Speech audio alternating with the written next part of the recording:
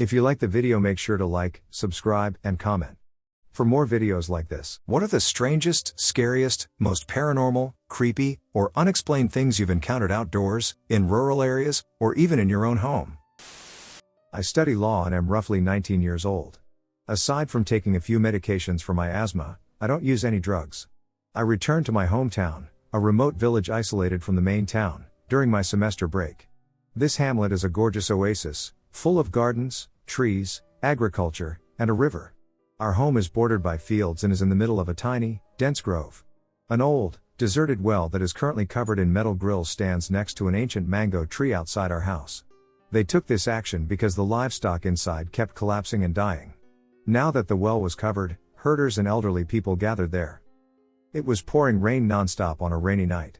I've always gone outside for a walk by the grove and felt a strange comfort in the rain. There were lots of banyan and mango trees in the deep grove, and I was enjoying the rain. I could barely see through the rain to make out a man beside the well. Maybe on purpose, the person's face was hidden by their whole black outfit. When I called out, nobody answered.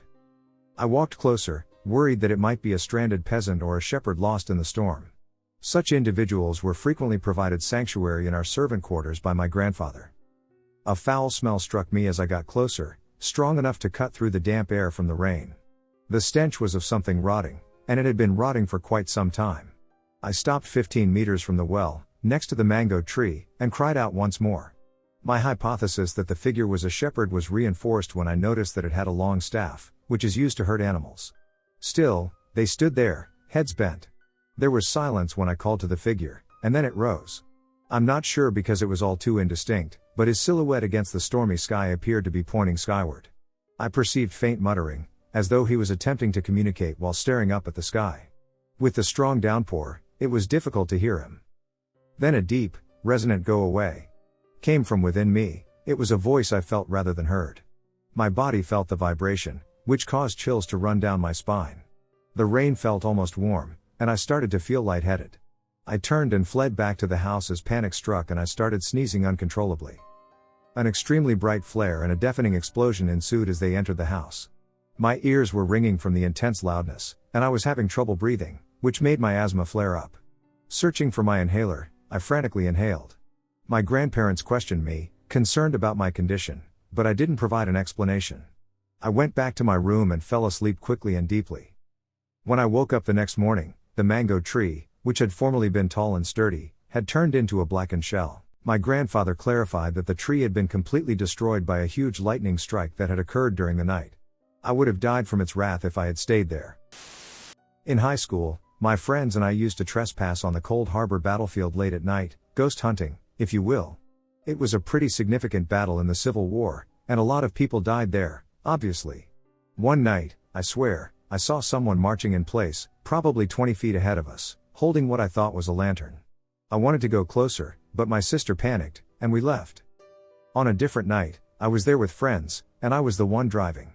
When I first went there, my sister's boyfriend brought us, so when I went without him, I had trouble finding where he had us park in the trail I wanted to take my friends on. I was driving down a small dirt road, and we came up on a left turn that seemed promising. I went down a very narrow, long dirt road until we came upon what I can only describe as a compound. It had floodlights you couldn't even see from the road that sort of encased it, and all of a sudden, maybe 15 to 20 people appeared just staring at our car. This is in Virginia, and we were basically in the middle of nowhere. They did not look friendly. About half of them started walking towards us, and I panicked. I put my car in reverse and nailed the gas pedal as I flung my friends and myself back down the one-way dirt road we came down. After that, I drove us as fast as possible out of the park. No one followed us, and to this day, I wonder who they were or what they would have done if I let them approach my car. I've never gotten such bad vibes instantly from a group of people. Back in the summer of 2001, a friend of mine and I went to our local rainforest on twisty roads to enjoy an early 1980s Toyota Corolla station wagon my mom let me borrow from a lady friend of hers with permission. I was on army leave and had no car of my own. It was a manual, so I was having fun being the first time I drove one by myself. We got really deep into the rainforest, pitch black except for the car lights, and suddenly we saw a reflective thing floating in the middle of the road. We got out to try to make sense of that weirdness, since it was so reflective, like a sign. Mistake. It was a rabbit-looking creature without legs, just creepily hovering in slow motion as we watched with our mouths agape. As we saw it float in front of us towards the edge of the road, about 20 feet away, it changed into a rock in front of our eyes. Imagine a video editing trick, but in person. One frame, it's that weird thing, and then it stops floating, and suddenly it's just a stationary rock. My friend and I looked at each other. We giggled our way into the car so fast, and I drove down that stupidly steep road doing 35 miles per hour and 15 miles per hour twisties. The poor car's tires were chirping so freaking loud. It's a miracle we didn't lose control. I was so focused. We went straight to a nearby hotel, about 10 minutes away, where our friend worked in the parking ticket booth. We excitedly told him. In 2024, he still doesn't believe us. If my friend wasn't with me, I would also not believe it and think it was a fake memory. My boyfriend and I lived alone in a small apartment. We had watched White Noise earlier that evening. Great movie, BTW. Later on the same night, I was on the computer in our bedroom listening to music. My boyfriend had a stereo system hooked up to the computer, and that's where the music was playing. All of a sudden, the music switched off and the radio turned on. It was all static, and then very clearly, a man's voice said "White Noise" through the speakers. My boyfriend and I were both pretty freaked out, but nothing else happened that night. A few weeks later, I had to drive a friend to Lake Havasu in the middle of the night. Part of the road has a lot of sharp curves and is very dangerous, even during the day. I was so tired, but I wanted to get back home after dropping off my friend. It was probably around 1 or 2 a.m., but I got a very bad feeling about driving back and decided to pull over and sleep in my car until the sun came up. So I got home later that morning, and my boyfriend was in a panic. It turns out that while he was sleeping, something shook him awake and told him, "Don't let her drive." We figured out it was around the same time I got that bad feeling and pulled over. I had no idea what or who it was, but that apartment was pretty creepy. Another time I was driving on the I-10 to Phoenix. I was about an hour north of Tucson in the middle of nowhere at 3 to 4 a.m. I got a sudden chill and saw a woman on the side of the interstate. My first thought was that her car had broken down, but I hadn't passed any cars. Then I noticed that she wasn't walking. Instead, she appeared to be gliding or floating. And she was dressed in all white and glowing. It kind of looked like she was wearing a wedding dress with a veil. I passed her and didn't look back, but it took quite a while for the chill to go away. I used to live in an old flat in central Stockholm. The history of the place was fairly interesting. It used to be the servants' quarters for a castle nearby and was afterwards remodeled to fit the upper-class inhabitants of Stockholm. Anyway, as young as I was, I found some book on how to practice witchcraft. It was given to my mom as a joke at some point. I did not believe in these things, so as a joke with some friends, we decided to try out a few things from the book, evoking, etc., and I believe I was around the age of 10. Shortly afterwards, things started happening. When I was trying to sleep at night, terrifying images would flash before my eyes, and I would feel hands grasping at my limbs. After speaking to my parents, I wrote this as a combination of my insomnia that had been present for years. We figured loss of sleep could result in nightmares and sleep paralysis. However, more things kept happening. I have always been an avid reader and keep stacks of books lying around my room. One night these started to get knocked over, and at the very same time I started hearing cursing, coming from the entire room at the same time, no specific origin.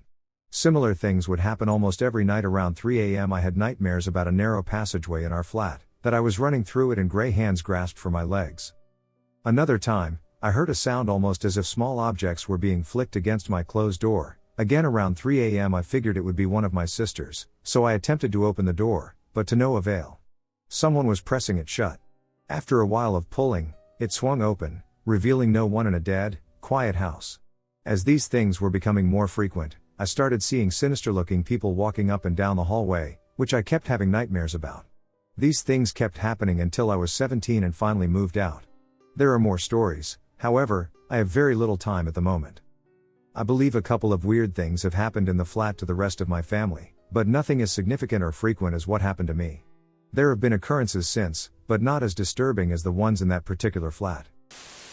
My dad and I used to walk the dog around the neighborhood each night after dinner, usually at 9 or 10 p.m. It was sometimes the only exercise either of us would get a day after his full-time job and my full-time study. We would have a route we would walk every night for about 3 miles in our small rural community on the edge of the bush or forest. In the full moon, we wouldn't take torches, but in a new moon, it was pitch black, and we had two. Just a side note, our dog is placid and, albeit a bit, useless, so she was no protection. Just me and Dad, braving the night.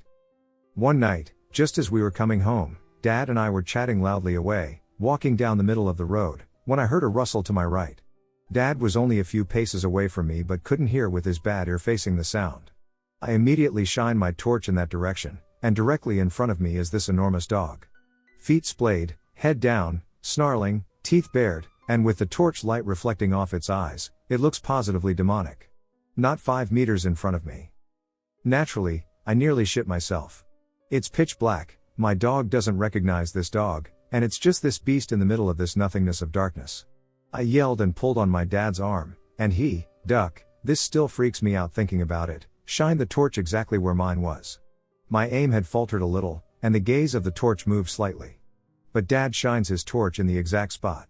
I had seen this freaking scary dog less than a second after I had moved my torch, and the thing had just vanished. Not a sound. There was not a rustle in the bushes.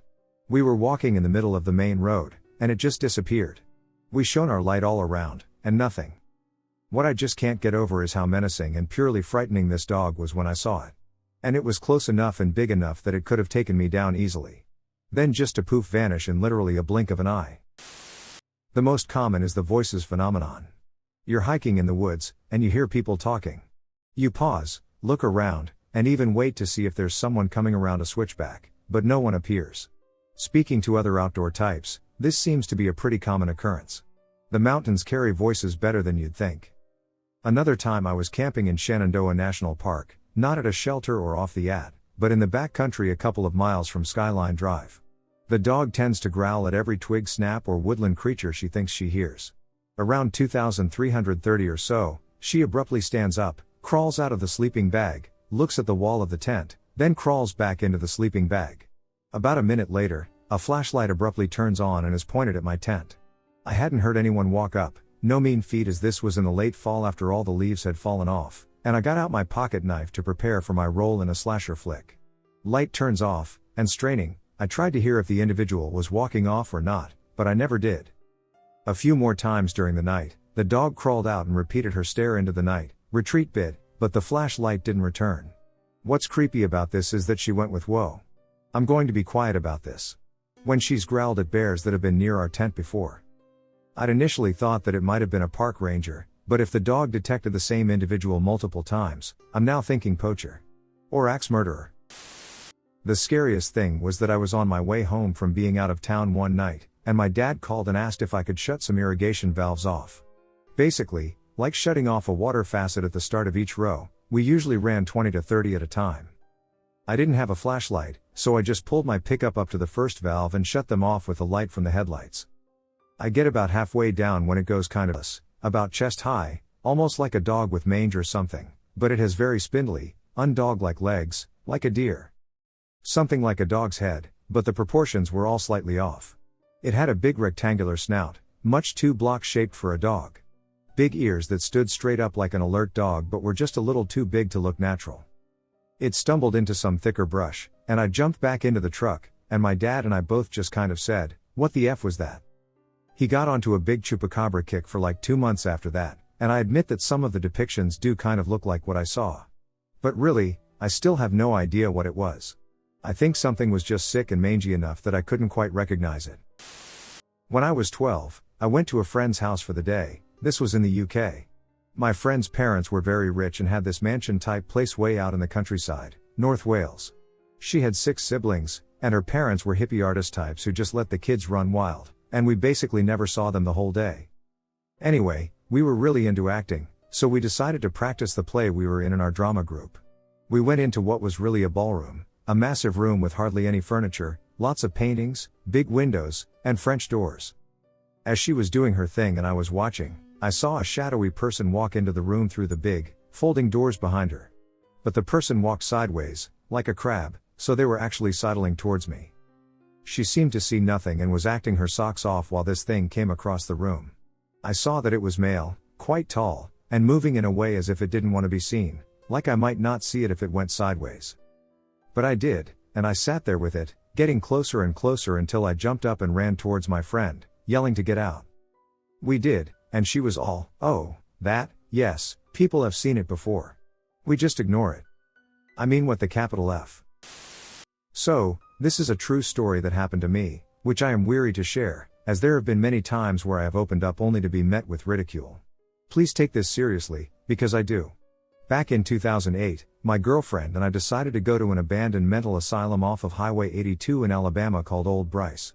It shut down a few years ago due to malpractice, and some of the ghost legends, like the number 2 ghost, involve murder by staff at the facility. Essentially, this was a dumping ground for people that society didn't know what to do with. Thousands of people were sent there, and they died there. The facility consisted of 4 buildings: Bryce, the residence hall, SD Allen, the medical facility, the crematorium, and the guard shack. I have seen 2 ghosts in the residence hall, the bigger of the 2 I share with you now. My second visit to Old Bryce was strange. It was my first time inside the building, and I came prepared. It was me, my girlfriend, and our friend Chris. I had a flashlight and a DVD camcorder.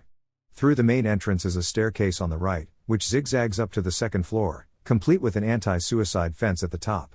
Make a left, then another left, and then a quick right, and you are in the hall that led to the children's corridor. I had the flashlight in my left hand and the camera in my right, scanning and trying to catch something. On the left, at the entrance to that room, there was a bathroom with only a tub in it. I thought I saw something in the bathroom and shined the light that way, nothing. I moved the camera and light, thought I saw it again, and shined it back, nothing. Our night continued and finished without incident. The next day, I reviewed the footage. In that bathroom, I shined towards something I thought I saw, and I was right. When the light pans to the right, a bluish-white, illuminated little girl's face peers out from behind the door to follow the light. As the light shines back in her direction, over the course of 2 frames, she is half behind the door, in the next frame, she is gone. My heart felt like an ice cube ran through it. I was in such shock.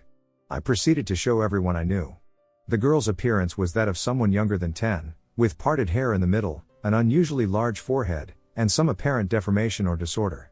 I made the mistake of leaving the camera at a friend's house overnight, who apparently was not my friend, and he stole it. This is where it gets weirder. 2.5 years later, I was living in a different city. One of the legends of Old Bryce is that windows grow back, and if you do any damage to them, spirits will follow you home. I broke a window. I was laying in bed one night, about 3 to 4 a.m. I was on the verge of sleep, aware of where I was, and very comfortable. Out of nowhere, this immobilizing tingling sensation started at the tips of my toes. I was lying on my stomach with my arms under the pillow, completely helpless as this sensation crept slowly up my legs, midsection, and eventually my entire body over the course of about 20 seconds. Once it covered me, I heard the whisper of a little girl, directly in my ear, say, "I'm in your room." I cringed tight and, for some reason, said aloud, "I love you." The feeling stopped and left me on the verge of tears. It may or may not have been that little girl from the asylum, but according to legend, it makes sense. So yeah, Ouija, that's where I went wrong. I made my own board out of slips of paper with a friend when I was about 17 years old. We gathered in a haunted part of the building, a bad idea to start with, but hey, we were 17. Pretty much the same basic stuff happened. The glass moved. But then, we asked a benevolent being to move a pencil, just to push things. Nothing happened. I moved the pencil away. About a minute later, my friend signaled for me to look at the pencil at the side of the table. It was slowly rocking back and forth.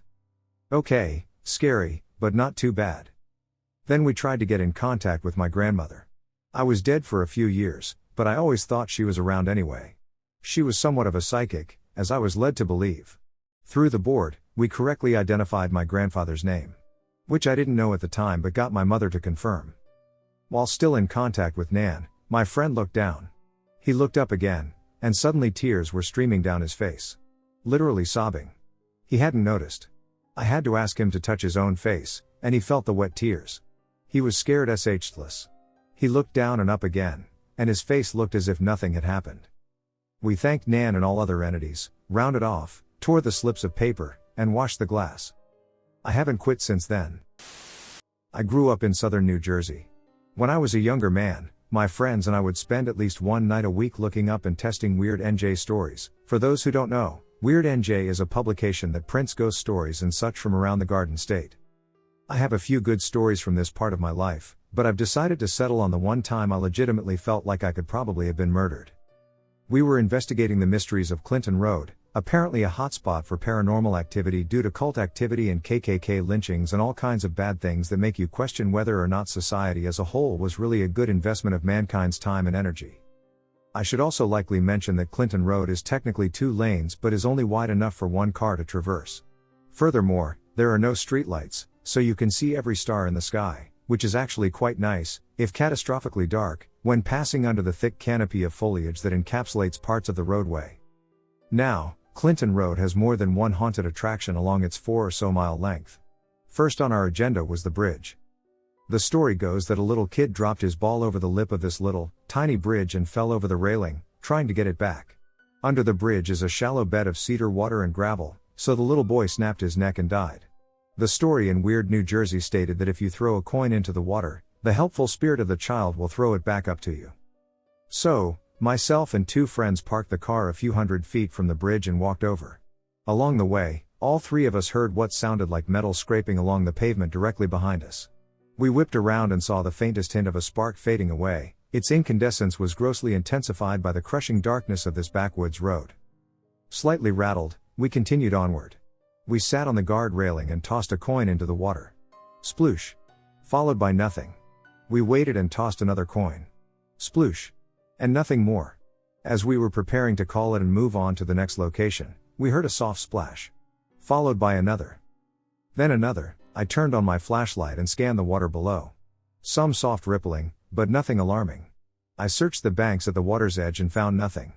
The noise had stopped, so I cut the flashlight, thinking it was some fluke of nature.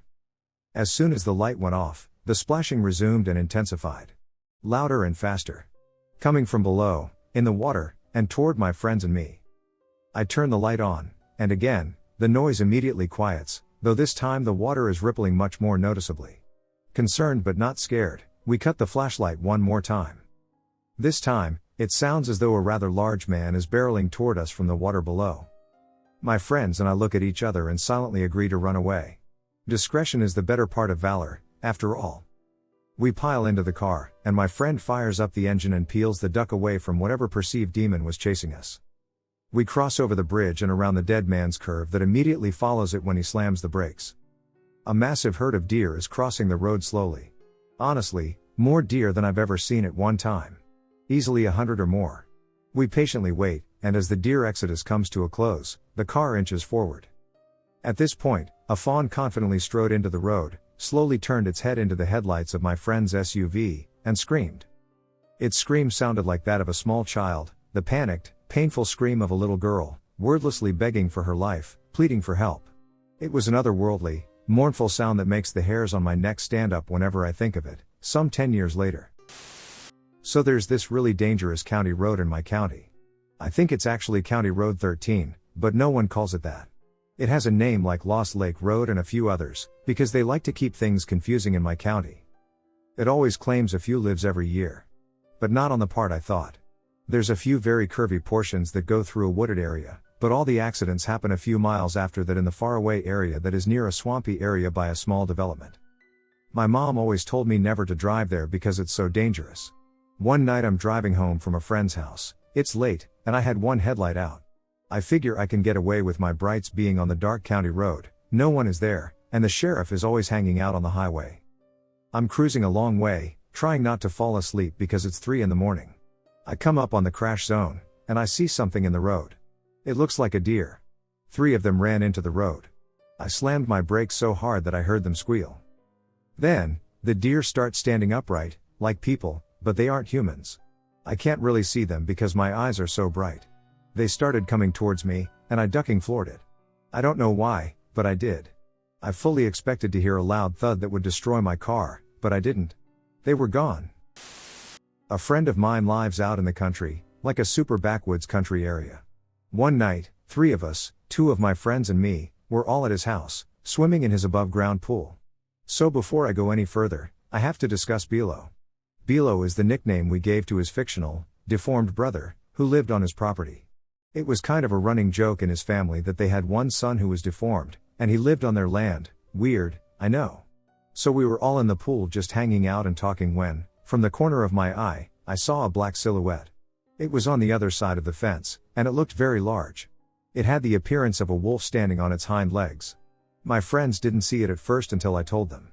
Now everyone in this situation would freak out a little, but my friend who actually lived there went insane.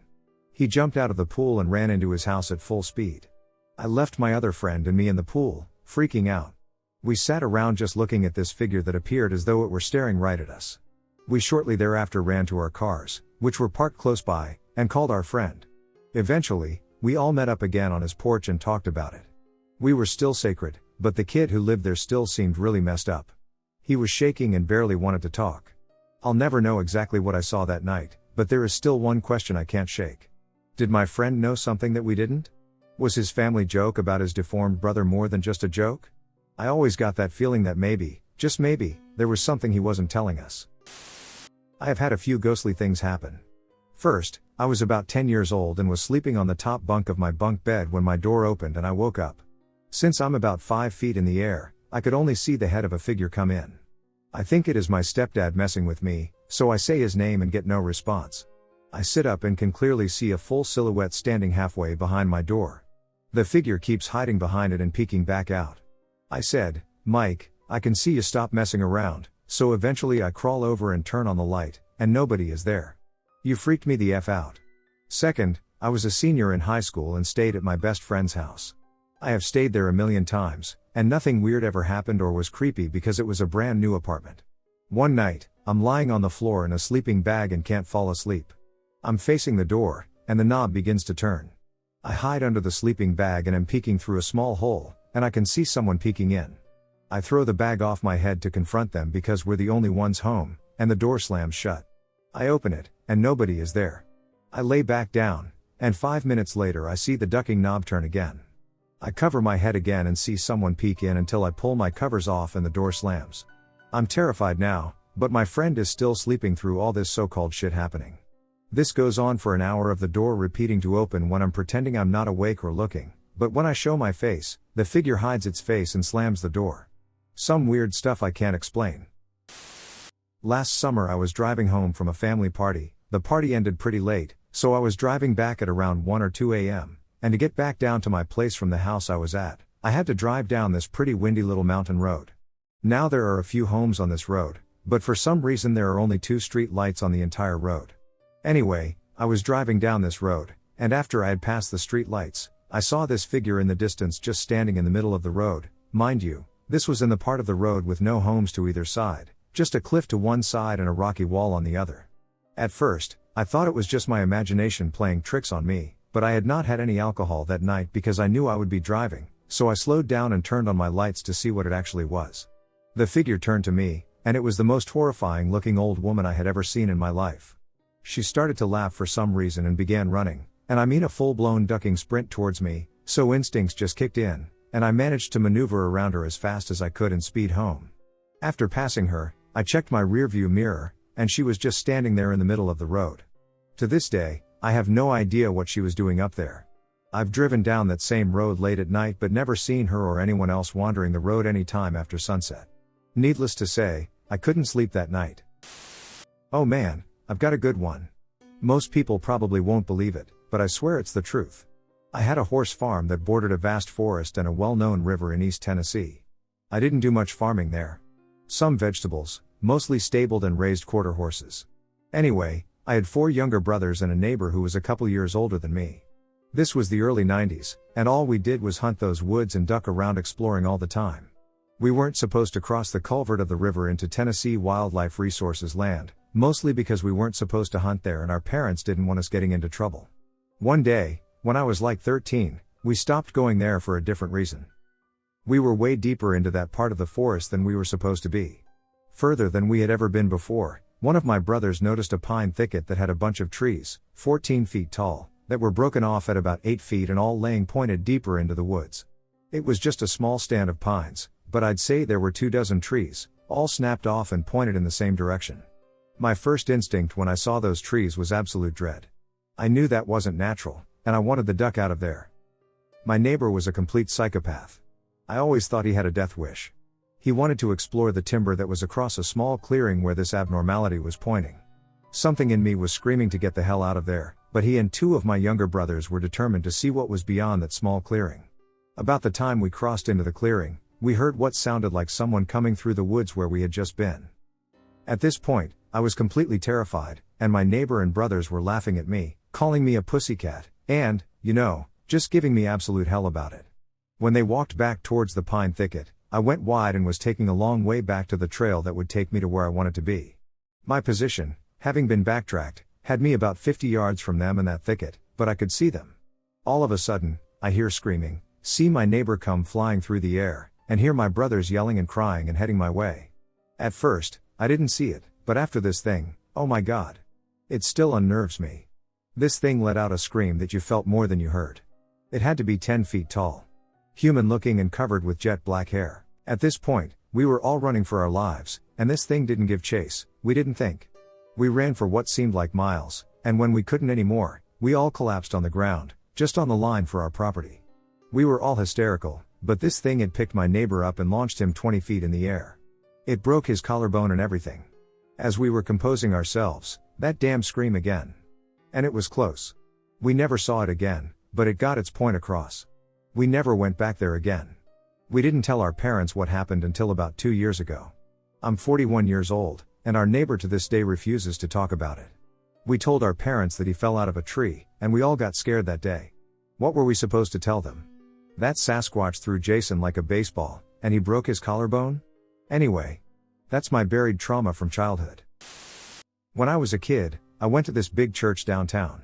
It had a library, available to everyone, on the second floor. It was a boring library, mainly religion books. A few magazines. We would play hide and seek with them as kids. There was a door that came off the west wall. We all went in there once. Curiosity got the better of us, and we went in. I find nothing much. It looked like the rest of the library but had some glass displays in the middle of the room with religious texts or something. It was all very stale and not fun. So we left. Fast forward, maybe 8 years later. The door is no longer there. Okay, they bricked it up at some point during renovations. Except that no one I have spoken with since has any recollection of this room. Not the adults who have been with that church for years. Not any of the kids. No one has any idea what I'm talking about when I mention it. I would point out that the windows don't match up. This room had a window, and it's still there. You can see it from the outside of the building. And yet, no one remembers this room. This was years ago now. I was a teenager when this came to light for me. I was probably 8 the last time I was in the room. I know there was a door on that west wall, and I know that room was there. I remember being in it. Yet, no one I spoke to over the years has any recollection of what I'm talking about. I'm almost 50 now. So there is no one alive left to tell me what happened to that room and why no one remembers it. First off, I don't know if I can tell this story in a creepy way, but it's completely true, and anyone I tell it to who wasn't present at the time doesn't seem to grasp how much it freaked me out. I also want to say that I don't believe in ghosts or aliens on Earth, but I cannot explain this. So a couple years ago, on a Friday night, I was driving around a dark, wooded area.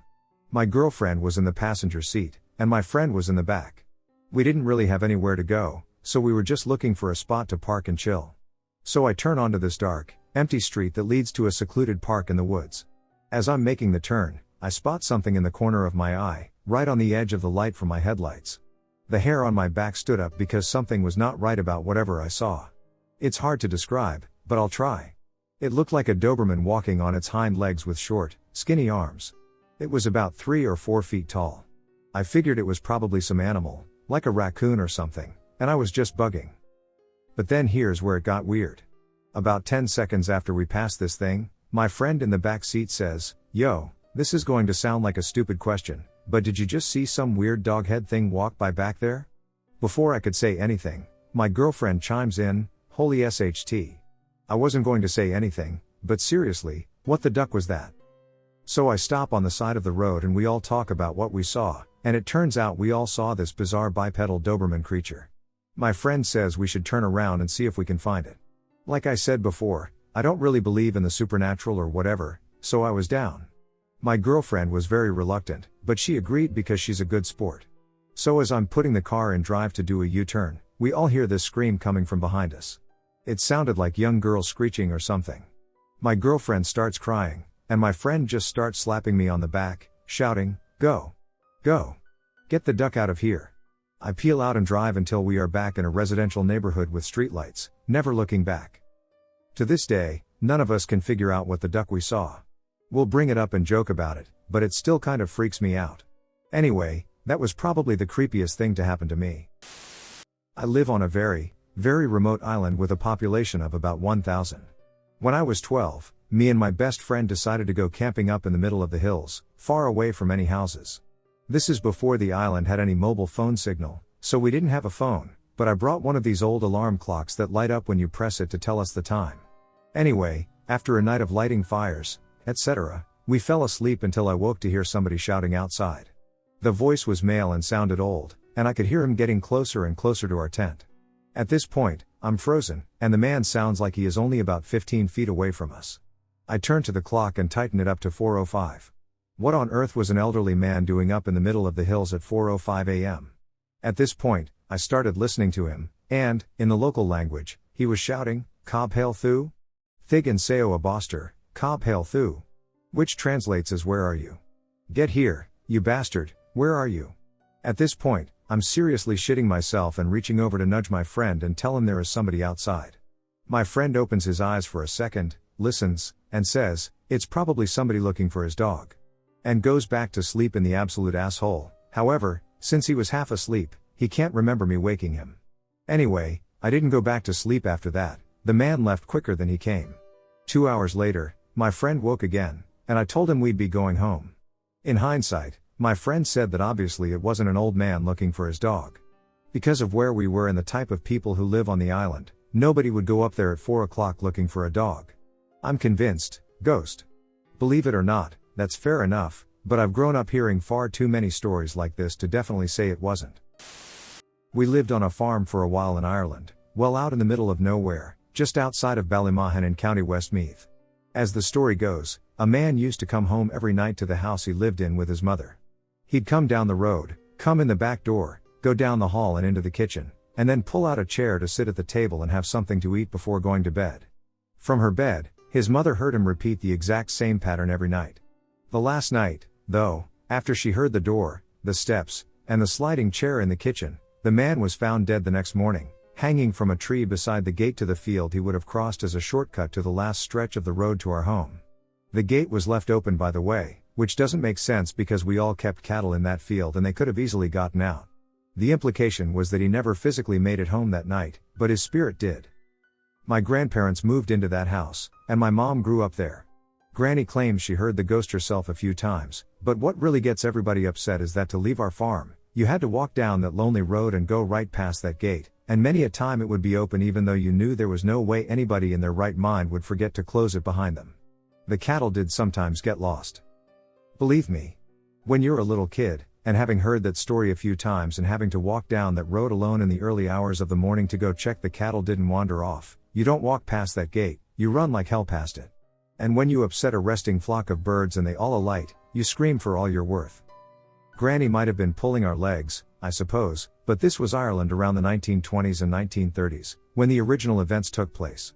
They were turbulent times, and she went to mass pretty much every day until she passed away in the 60s. She was as straight-laced and devout a churchgoer as you'll ever meet and unlikely to have made a prank like this. To this day, some 50 years later, the gate is still there, as is the tree the man hung himself from. It's an ugly old-looking thing, a perfect hanging tree, and I still get the creeps every time I go back and go past it. I never linger there. Every once in a while, the cattle do still get out and block the road, so we have to go out and herd them back, but I've never told any of the kids about the story that might explain how they got out in the first place.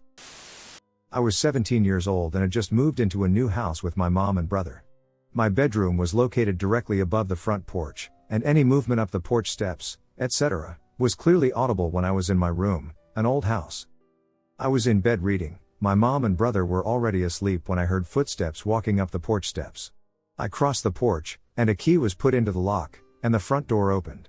At this point, I get out of bed, tiptoe across my room, and open my door, and I can hear footsteps quite clearly walking on the hardwood floors on the first floor.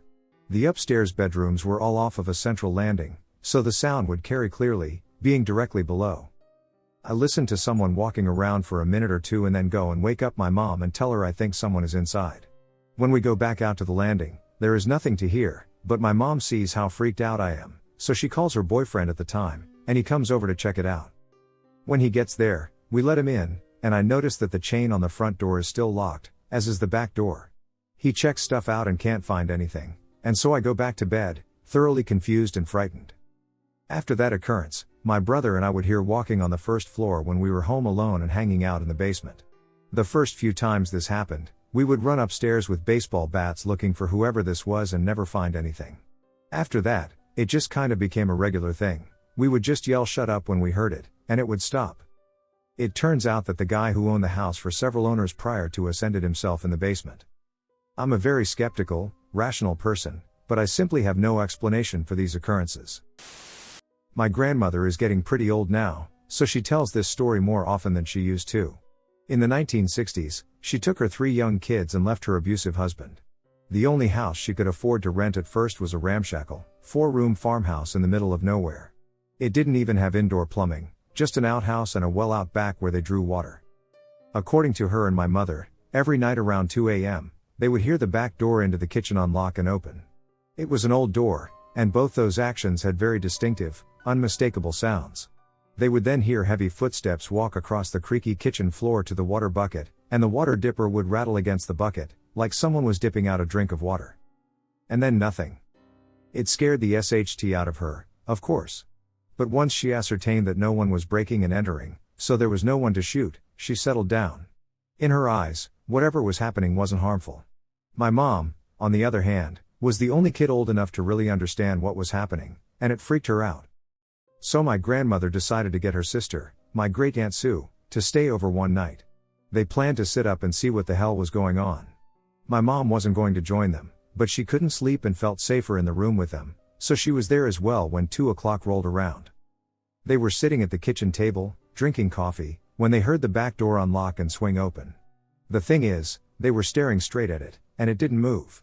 Same with the footsteps and the water dipper, they saw nothing, even though they could hear it clearly and even discern the direction of the noises.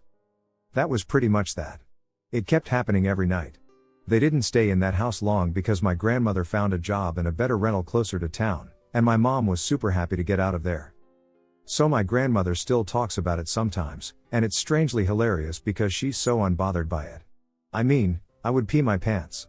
But the last time I asked her why it didn't scare her, she said, "Well, shit, he was just thirsty." I've kind of struggled with this story for years, mostly because I just could not believe what the duck I saw. You don't have to believe me, folks. But, good lord, do I know what I saw? I was camping with my Boy Scout troop in Alpine, New Jersey when I was in the early 8th grade, November of 2010, I stepped out of the cabin in the middle of the night to take a piss and went out and did my business. I stood outside for a second, taking in the campsite. I was standing by a picnic table and glanced around. The moon was so bright that it made the sky look dark blue rather than black, and there was a light fog ominously cascading along the campsite. I heard rustling in some bushes and didn't think much of it at first. But it continued and got louder. Slowly, I moved my flashlight along until I got to the source of the noise, as it got louder and louder. I looked over and saw something that I still don't quite understand, to be honest. This thing was gigantic. Standing on hind legs, he was tall and had a muscular body with fur that looked to be black or dark gray. He had the head of a dog or wolf, only thicker. And the weirdest part? Yellow eyes. I stared at him, and he stared at me, and then he just vanished. I ran away faster than I could even blink. I was so bewildered that I blacked out for a minute and had to sit down, but I went back to the cabin and tried to go back to sleep. I managed to block it out of my mind for a while. Repressed memories is the term, I believe, but it eventually resurfaced when I watched an episode of Monster Quest about werewolves. This doesn't really bother me anymore, truthfully. I actually think it was pretty damn cool, almost like the setting for a perfect horror movie, lol. The funny thing is, I feel like this thing didn't want to see me any more than I wanted to see him. It's as if we looked at each other and just silently agreed to say nothing, leave each other alone, and then act like all this shit never happened. I personally don't buy into all that transformation, bark at the moon bullshit. I think werewolves are more of an undiscovered species. I stayed with the troop for a while after making Eagle to help mentor some younger scouts, and while I'll always be known as the fun leader, probably due to being closer in age, I still always stress to them that the buddy system is mandatory at all times. Because my night could have been much different if this wolf creature I saw was a little more on the confrontational side. Cue the creepy organ music, lightning crackling, evil laughter, and wolves howling. The house we live in belonged to my grandparents. I never got to meet either, as they both passed away before we were together. Before I officially moved in, I stayed in the house a lot because my BF was working out of state, and we had our dogs at the house. Since the apartment I lived in didn't allow pets, I stayed at the house when he was out of state. I was sitting in the recliner one night watching TV and kept feeling something ruffle the top of my hair. It happened several times, but I just chalked it up to my hair getting caught on something on the recliner, even though I wasn't moving when it happened. When my boyfriend got home for the weekend, I told him about it, thinking he would just laugh about me being paranoid or something. Nope, he got really quiet and told me that was what his grandmother did to all the grandkids. It was her way to show affection. 2. Same house. We had one of those big stereos in a cabinet with a glass door and 2 big speakers on the sides in our bedroom. I woke up early one morning. The room was still dark, but just a little bit of the morning dawn light was coming in through the curtain to faintly illuminate the room. Anyway, I wake up to the sound of something gently tapping the glass door on the stereo. I sit up to look, and I see 4 miniature people. Stay with me now. I know it sounds crazy, but they were about a foot tall and skinny, with skinny arms and legs. They were trying to open the door to the stereo. I was like, great, I am going crazy and hallucinating, and I must have murmured something along the lines of, what the duck? At which point they realized that they were being watched and scurried behind the stereo cabinet. I promptly got up to look because it was just so bizarre, and of course I didn't see anything behind the cabinet. Whatever, I figured it was just a dream and went back to bed. When I later relayed the tale to my boyfriend, he couldn't believe it. He told me that when he and his brother were younger, his brother would absolutely refuse to spend the night at his grandparents' because he saw little people there. I thought BF was blowing smoke up my ass, so I promptly called his brother to see if it was true before my BF could, just so I could hear it from his brother's lips. His brother swears 100% that it happened to him when he was younger. I was sitting at home alone, reading a book in the living room, when I became aware of this faint piano music coming from upstairs. I live in a maisonette with upstairs neighbors, so dismiss it at first. But it continues and gets louder and louder. So I go up to check it out, and as soon as I get to the top of the stairs, it stops. Not only that, but I can't turn the light on, the switch isn't working, so I start freaking out. At that moment, my housemate comes in, and the lights suddenly come on. Anyway, this kind of SHT continues for a while. I hear someone walking up and down our stairs, lights flickering, seeing something out of the corner of my eye, etc. On one freaky occasion, I was sitting in the bath, and I heard the neighbors turn their music on really loud. It's about 11 p.m. on a Wednesday, so I hope they switch it off soon. I get out of the bath, and then all the hairs on the back of my neck stand on end. The music is coming from my housemate's bedroom. I'm home alone. I go in and see that the CD player is playing with a CD case open on the side. There is no alarm set and no explanation as to why this happened. I think the freakiest part of it all was when I woke up to the sound of heavy breathing in my room, like right next to my head. I am glad I decided to tell this story when I have to go home alone tonight. When I grew up in rural Ireland, there was never a shortage of these types of stories. My dad was 18 when his father, my grandfather, got ill and became bedbound. One evening, Dad was sitting with his father, talking about various jobs he'd need to do on the farm. After talking for a while, my grandfather asked my dad if he wouldn't mind going out to the dairy, milking parlor, to get a bottle of whiskey he kept out there.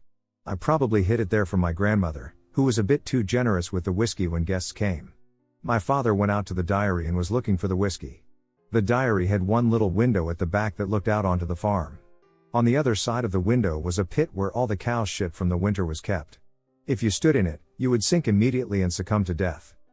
Anyway, as my father was looking for the whiskey, he heard 3 solid knocks on the window. Knocks heavy enough to break the window. He frowned on the spot because he knew there was no way anyone could knock on that window. After a few minutes, he snapped out of it and realized what he had heard: death knocks from the banshee. It was a sign that someone close to you would die. He immediately ran back into the house and up to his father.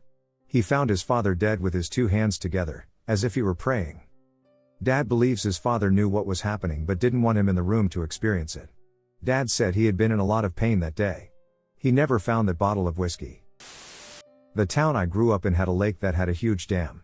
On the lake side of the dam, you could walk down the length of the dam when the water was down. Basically, you were between the dam and the lake. I was a sophomore in high school and had taken a lady friend down that path for a little alone time. It was towards nightfall, and the lake had lots of dead trees sticking out of the water. But this particular spot had only one tree sticking out of the water, I'd say about 300 yards or so from us. We sat down on a big rock and passed the time. I'd say we were there for about an hour. Now mind you, there were no noises that night, minus crickets and wind, so you could have easily heard any movement in the water, and any person could have heard us as well. We're having a nice conversation when what we initially thought was a tree ducking moved. The splashing noise of feet walking in the water was startling, and we realized the tree was moving towards us. Duck. Its pace was very quickly coming our way, it was clearly headed our way and seemed intent on engaging us. We hightailed it out of there. Back in the car, we assessed our situation. We were literally in the middle of nowhere. This person had been standing in knee-deep water very still for over an hour. It was impossible for them to be fishing because we would have heard or seen any movement, and they were clearly walking towards us quickly. Deciding to act brave, I decided to go back and check out the area. As I headed down the path, I could see a person walking through the field in the opposite direction. I can't explain what that person could have possibly been doing, nor can I explain why, if they were friendly, they wouldn't have notified us of their presence earlier. Duckin' scary, man. I was helping out at a summer camp a few years ago. The place was located out in the middle of the woods and had been completely reserved for us. No one else was supposed to be out there. There was a beach and a huge lake on the outer edge of the woods that the kids would go to play at during the daytime. One of the counselors brought her huge bull mastiff with her, not sure why, but she did, and nobody seemed to care too much. I'm a veterinary assistant, and she trusted me, so she usually had me handle him while she was off with the kids. It was a good arrangement. I knew how to handle the dog, and children could come and pet him without her worrying about anybody getting hurt. One night he was anxious and the kids were out at a bonfire, so the counselor asked if I'd mind taking him out for a walk. I didn't mind at all, so we went walking through the woods until we got to the beach. The dog was practically skipping along when, all of a sudden, he stopped and stood straight up. I thought maybe he smelled a squirrel or something and tugged on his leash. He wouldn't budge. He just kept staring at this black spot, and I couldn't see crap. I had my flashlight with me, but the batteries were running low and the light was very dim. At this point, I started to get a bit nervous when he suddenly ran up in front of me and pushed me back, growling like crazy. It was then that I started to hear noises, like something or someone was walking towards us. The dog went nuts. I nearly lost my hold on him as he lunged forward, dragging me with him, and I, for whatever reason, didn't think to let go. Thankfully, the counselors came running up through the woods just in time, and his owner was able to call him back with my arm still intact. I explained that he had freaked out over an animal or something that lived here. We simply bought a new mattress for the bed frame and left it alone. The upstairs has no plumbing or heating, so we don't use it for anything but storage. During the summer, my partner came over to live with us for a few weeks. We prepared the guest room for them and decided that me and them would sleep there together.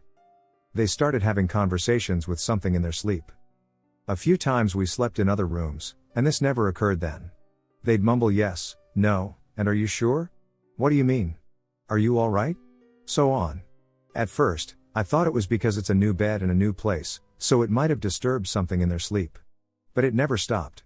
No matter how many nights we spent there, one time they opened their eyes, looked at me, and said, "We need to deliver him." They could not recall this the morning after. What the duck this meant, I have no idea. I wish I had some climactic ending or solution, but I've been too much of a pussycat to go into that room alone since. I'd why, it just creeped me the duck out. It was my final evening of spring break 2013.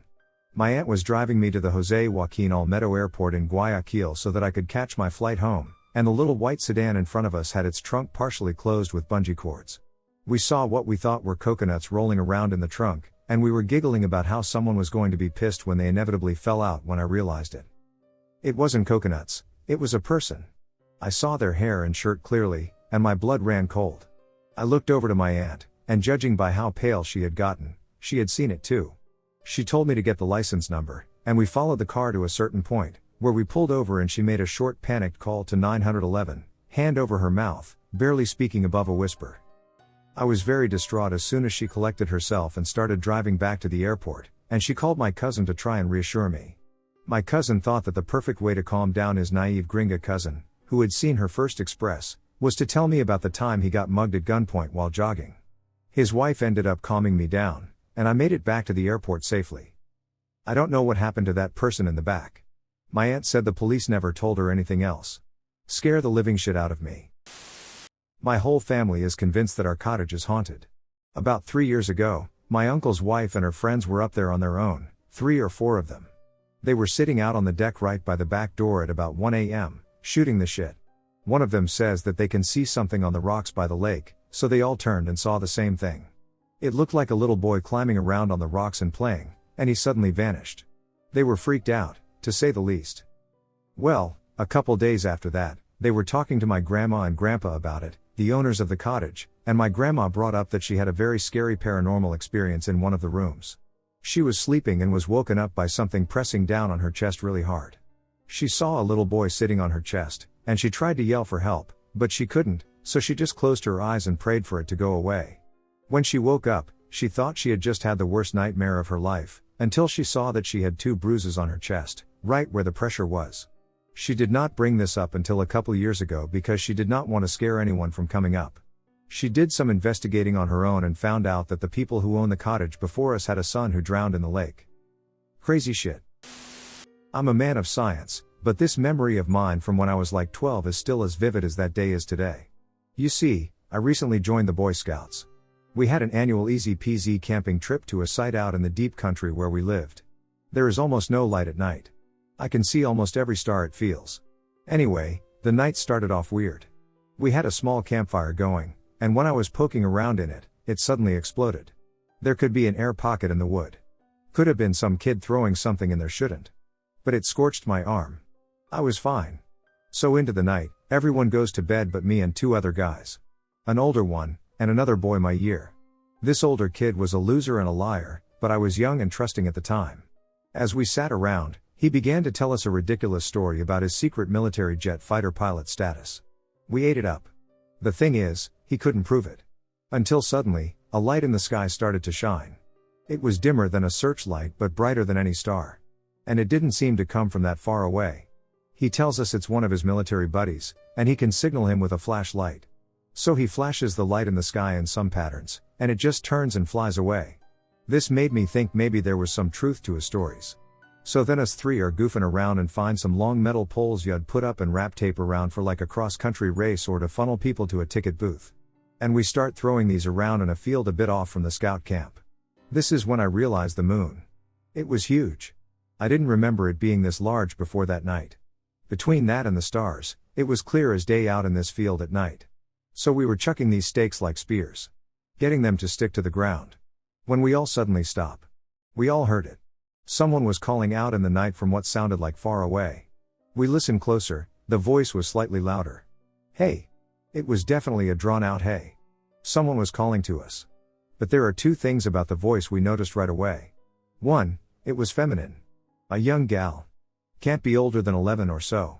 It was unsettling because the Boy Scouts had no girls with us, so there was no one we knew.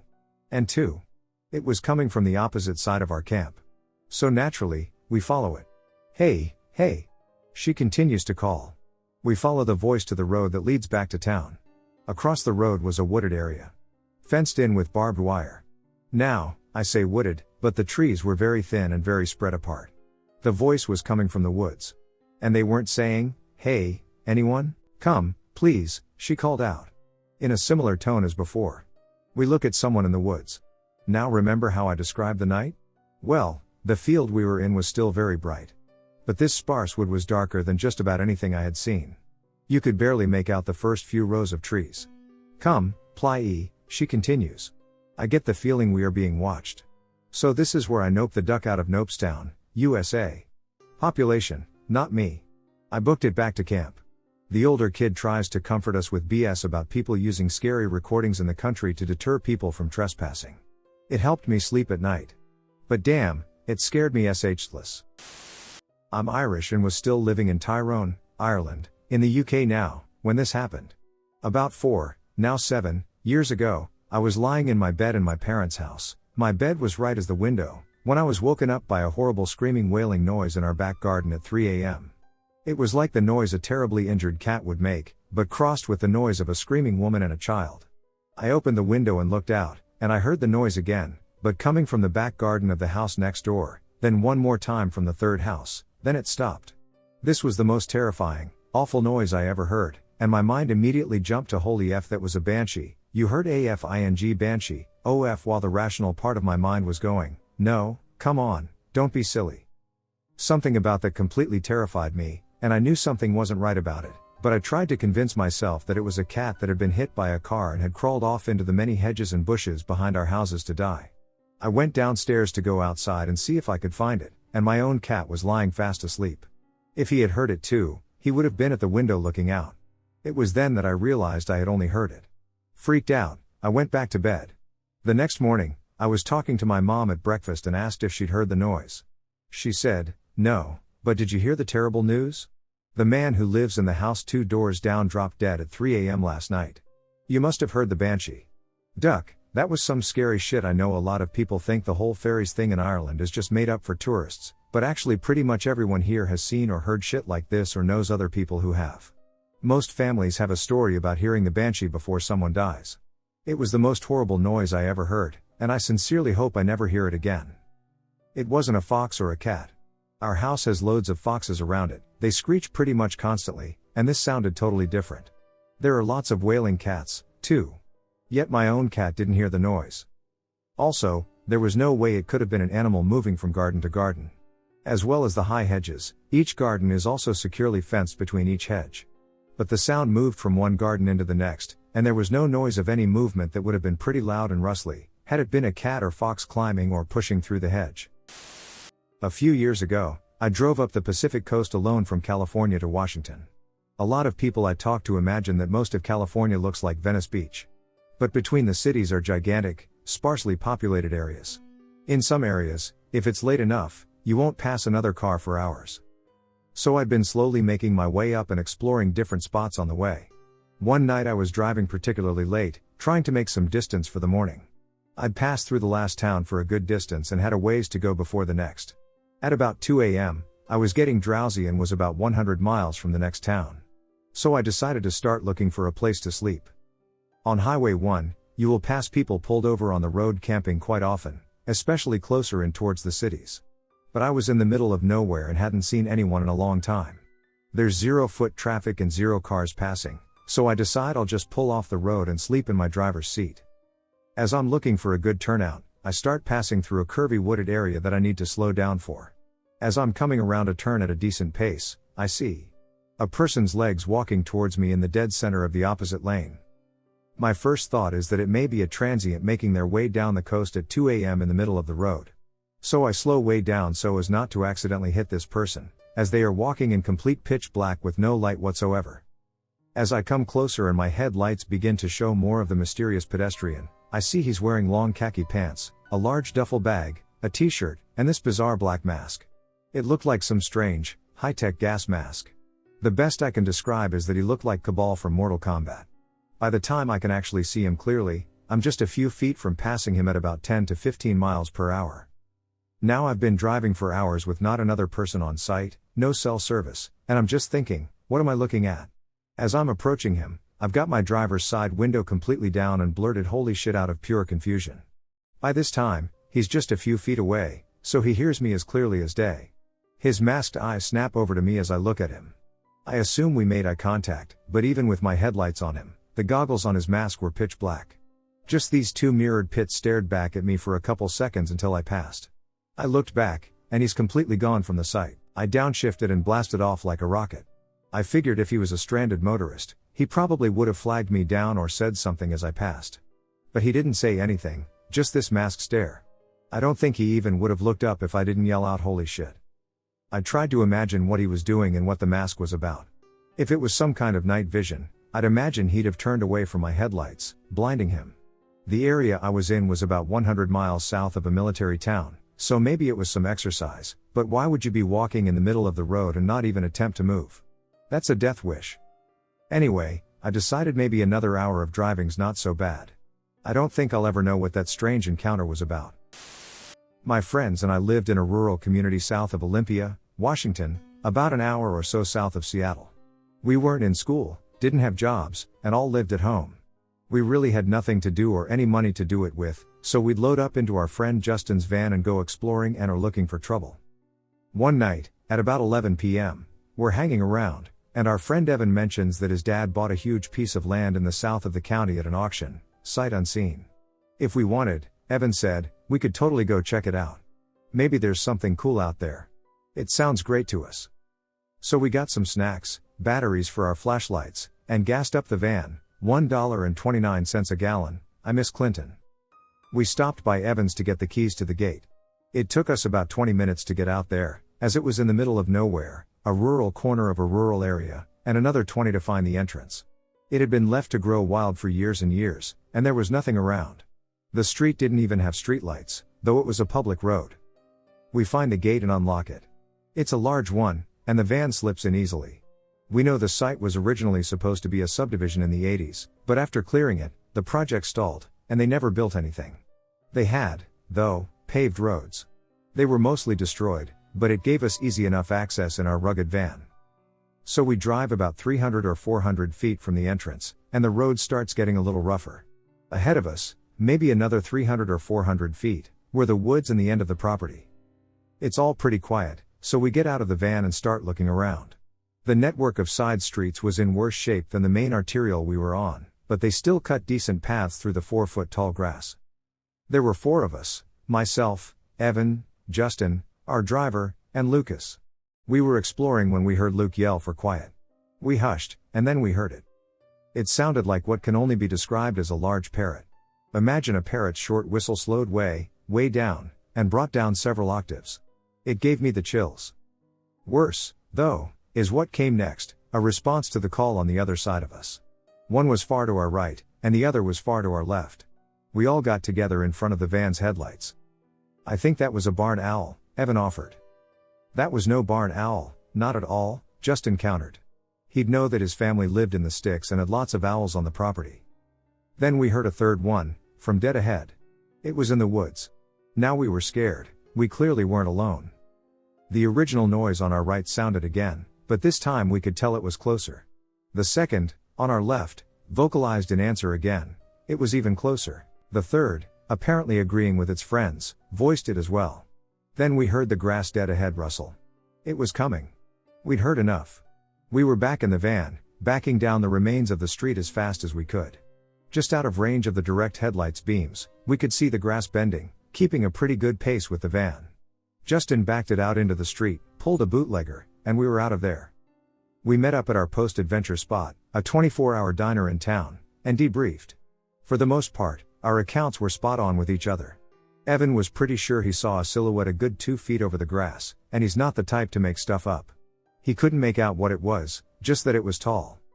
We went back the next week during the day to lock up the gate we'd left open. We couldn't resist peeking inside. Except for our tire tracks on the plants growing in the seams of the pavement, there was no trace of anything happening. We didn't stick around too long, we were still a little spooked. We never figured out what was there, and as far as I know, Evan's dad hasn't done anything with the property yet. I live on the East Coast now, so I likely won't ever get to check it out, but it's always bugged me. This truly is the creepiest thing I have ever experienced, whether it be something to do with sleep paralysis or what, although I could move. I woke up a few nights in a row around the same time in the early morning hours, looked at the end of my bed, with my husband next to me, the room dark, and sat up to a dark figure wearing a fedora-type hat and what looked like a trench coat. No facial features, just black. It appeared to have a male form. Like I said, no facial features, but I still felt like it was staring at me, and it was really pissed off at me. This happened a few nights in a row. I did some research, looked it up on the internet, and found other people have experienced something similar. Some people attribute it to sleep paralysis, but I have seen shadows before in previous homes, just not like this one, in both form and extremely threatening presence. So, who knows? But it was creepy as all hell. This one is my aunt's favorite to tell, and I've heard it from other people in the village. It is supposed to have happened to a family that still lives in the nearby village. A young couple in the village had built a house close to a known fairy tree. In Irish folklore, fairy trees are surrounded by superstition, and people tend to avoid going near them, touching them, and definitely don't cut them down. When this couple built their house, they damaged a part of the tree but didn't kill it. Plenty of people mentioned it to them, including neighbors, but they shrugged it off as nonsense. Not long after moving into the house, they reported seeing someone watch the house. If they had tried to go outside and confront the person, they would have gone by the time they got out. They put this down to children playing a trick on them. Out of the blue, it stopped. A year or two later, the couple had a baby boy. When the child was a few months old, the couple decided to have their first night out together. So, they hired a local girl as the babysitter. When she got there, everything was fine, and the couple went out to a pub in the nearest town to listen to some live music. A while after the couple left, the baby started to cry. The babysitter would settle it, put it back in the cot, and go back to watching TV.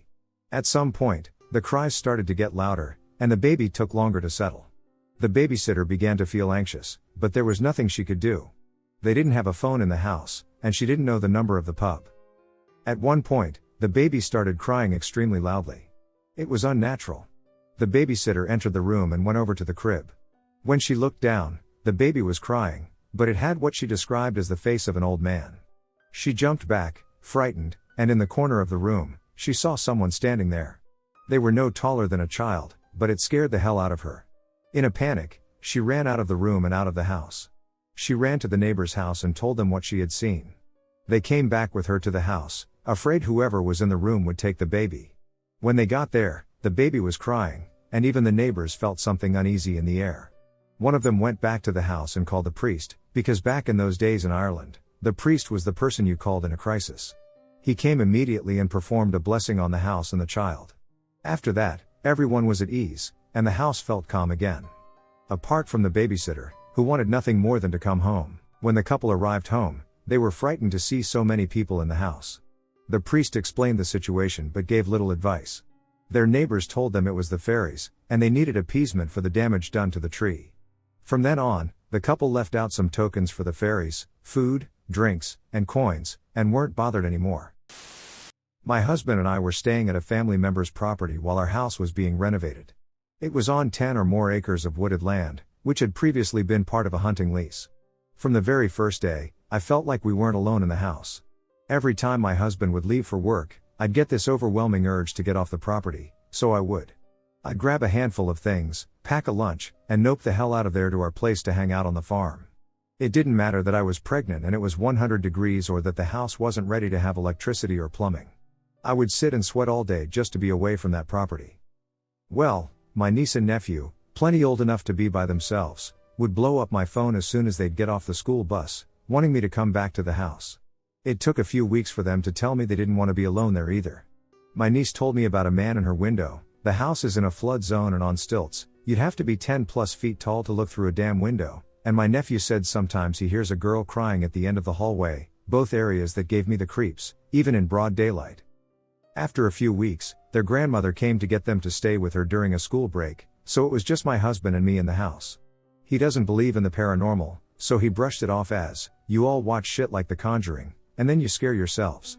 We had just gone to bed, and I promptly passed out, pregnant.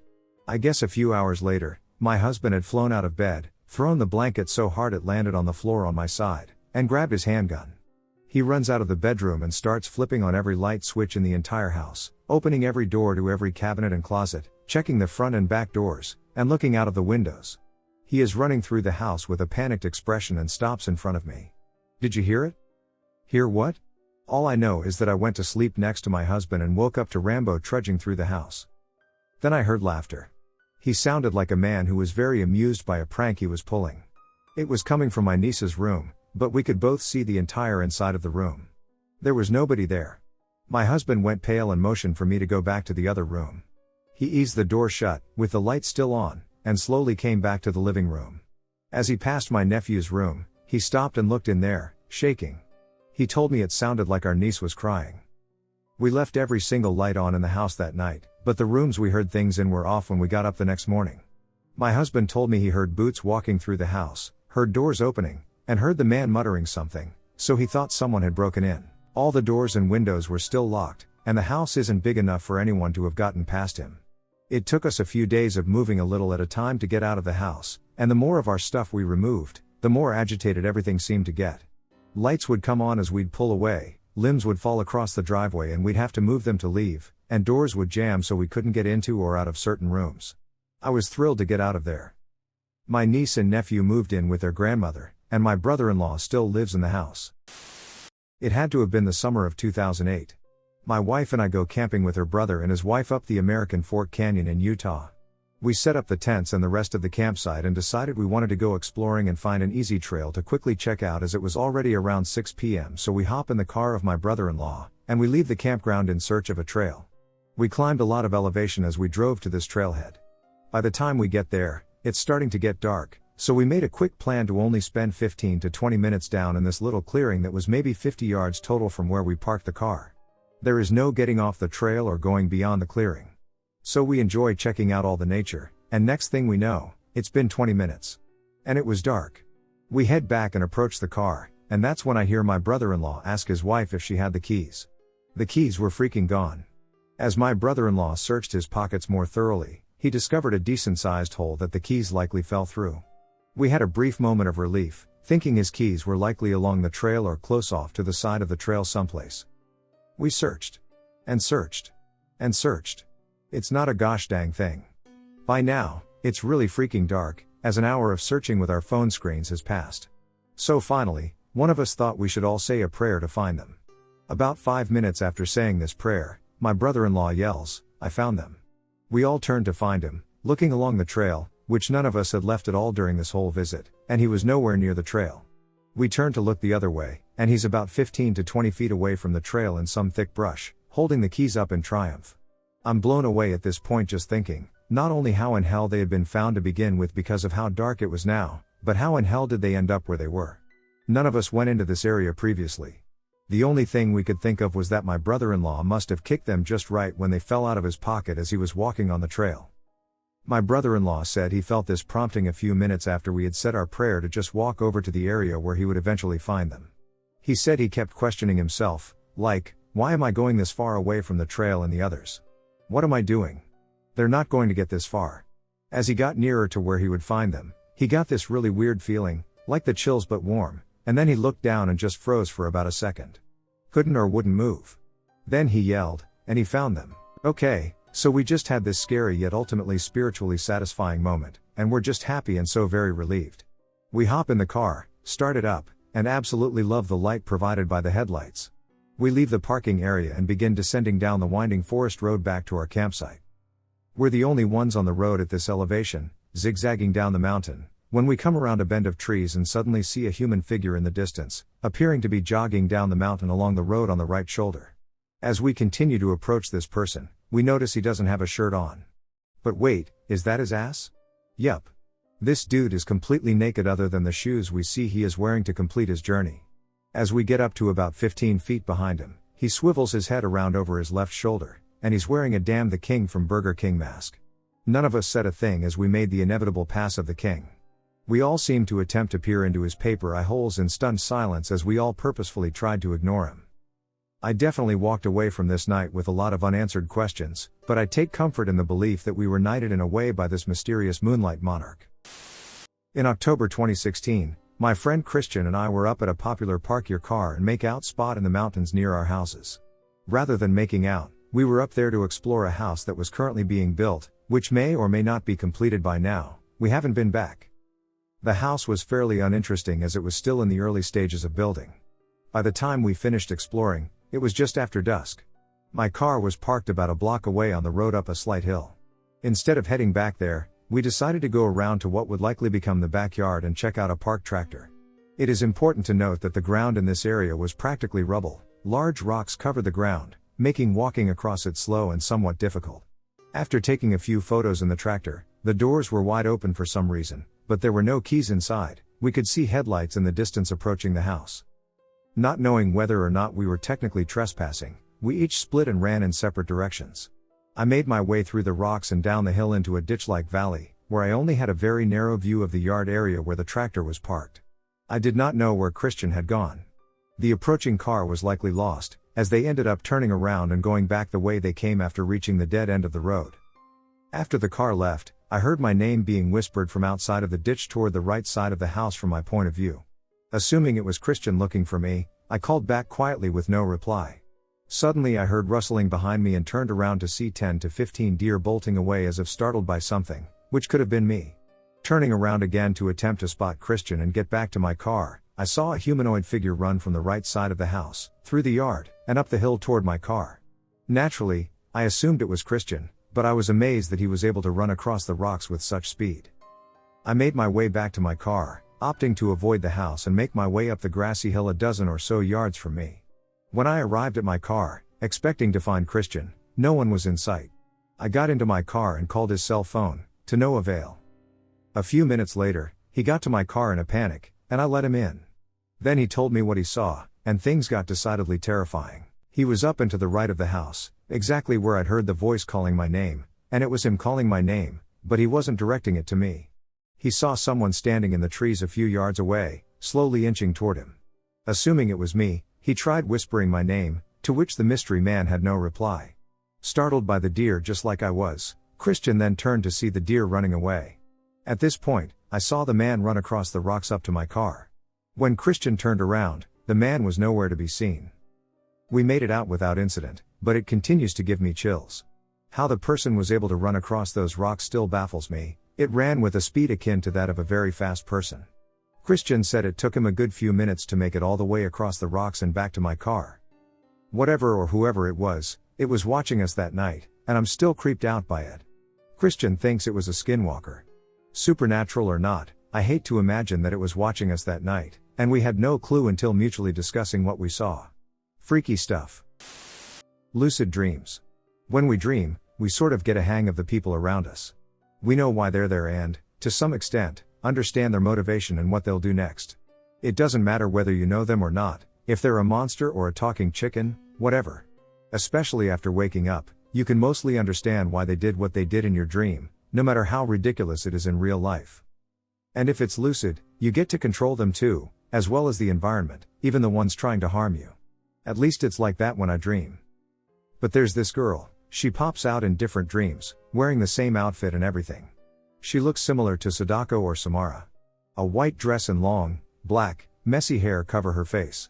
And she scares the duck out of me because she seems to be completely separate from me. Even if I could control everyone else and know everything about them, I couldn't do anything to her. I don't know anything about her.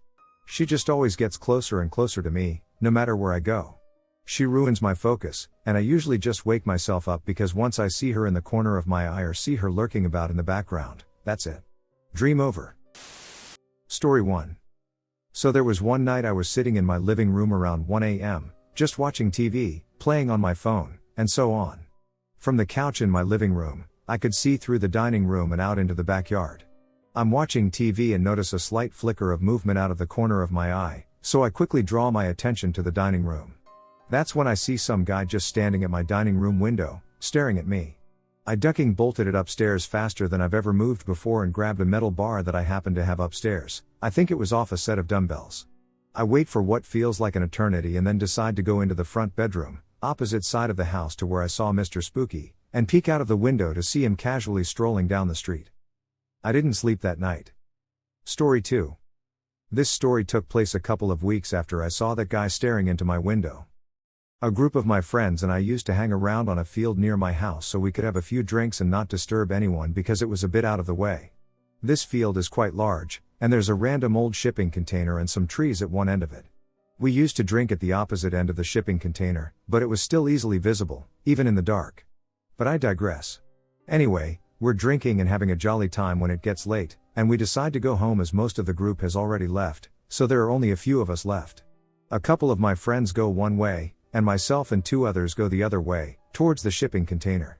As we draw closer to the container, we see the silhouette of a man leaning against it, motionless. This is about 2 a.m., so it's a bit weird, to say the least. We're pretty on edge, but being young guys, we try to push our nerves to one side.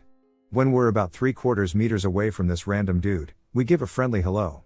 And he replies, "Come any closer, and I'll bite your ducking nose off." In the most vicious and evil voice I've ever heard. We stop dead in our tracks, frozen with shock. My friend pulls up the courage to ask who the ducky is. His reply was, "I'm the bogeyman." We collectively decide to duck this and turn around to sprint in the opposite direction. After about 15 minutes, we make it back to my house and talk about what just happened. Being slightly drunk teenagers, we decide it's best to go and hunt for this weirdo with a small arsenal of hammers and the like for defense.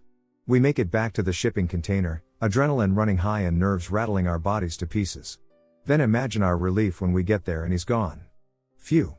But then, I faintly noticed the little yellow square on the side of the container in the darkness. It was a post-it note. "I'm watching you." My friends and I decided about 2 years ago that we would go visit and camp out at a ransacked old farmer house that has sat abandoned for decades. We laid our sleeping bags in the living room of the house, realized we forgot some food, and went off back to town to grab it. About an hour had passed, and we finally returned. Just as the sun went down, we noticed our sleeping bags, which were laid down perfectly on the floor, were moving around like someone had laid down in them or kicked them around. We dismissed it as maybe animals or something, and darkness soon descended upon the property, and it came alive. For the first 3 hours, nothing was heard, and all was well until we decided to wrap up for the night, somewhat disappointed about the local folklore that stated the place was a zoo of activity. It was around 3 a.m., and we all lay silent in our sleeping bags. My friend, laying about 6 feet from me, suddenly flinched very hard and stood up. He flipped and said that he felt something touch the back of his leg. We all stated that we didn't touch him. After the occurrence, we decided to stay up a little longer and see if further action would unfold. We lit a small fire in the fireplace and sat around it, asking questions and trying to get something to happen. I will state right now that we had no equipment running as we were just teenagers, and the paranormal had not yet become such a huge part of my life. The fire began to wave in a small breeze that washed through the area. All of a sudden, we hear a very loud bang on what sounded like the wooden steps leading up to the front door. It scared us immensely, and we all hunkered down into our sleeping bags. Then, out of nowhere, heavy footsteps began to make their way towards our camp. I held my mouth shut, fearing for my life. The footsteps peaked right at what sounded like the doorway to the living room. The tension was high, and the room was completely silent. All that could be heard was the whimpering of my friends and me as we agonized for relief. I could hardly breathe, and it felt like an eternity until we finally jumped out of our sleeping bags and made a run for my truck that was parked on the terrace outside the house. We jumped in and stormed off back to one of my colleagues' homes for the night, completely baffled by our experience. The next day, around noon, we returned to the house to gather our belongings. My heart nearly stopped when I noticed a pair of massive footprints in the doorway to the house. I wear a size 13 shoe, so I am no stranger to big feet, but these footprints that were etched in the dust and grime were at least 4 centimeters longer and somewhat wider than my own. With my nerves already shot, we followed a similar path of footprints that led up to our camp, with our sloppy and rushed tracks off to the side by the wall as we could not see, and felt our way back to my truck.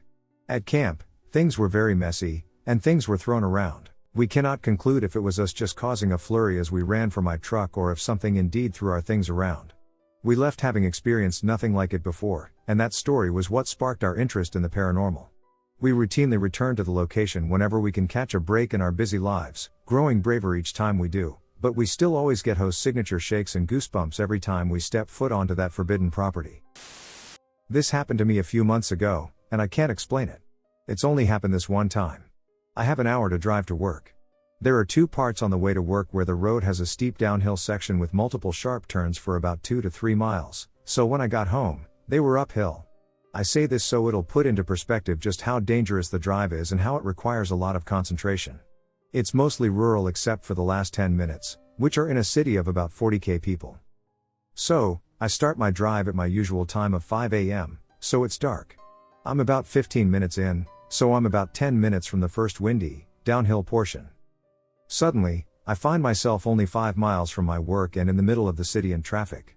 I lost about 40 minutes of driving time and passed the 2 treacherous downhill areas. I looked at the time, and it was almost 6 a.m. I had lost about 45 minutes, but I have no memory of it. I know I didn't fall asleep, for if I had, I would have killed myself while driving. I've told a few people, and they either think I'm crazy or can't explain it.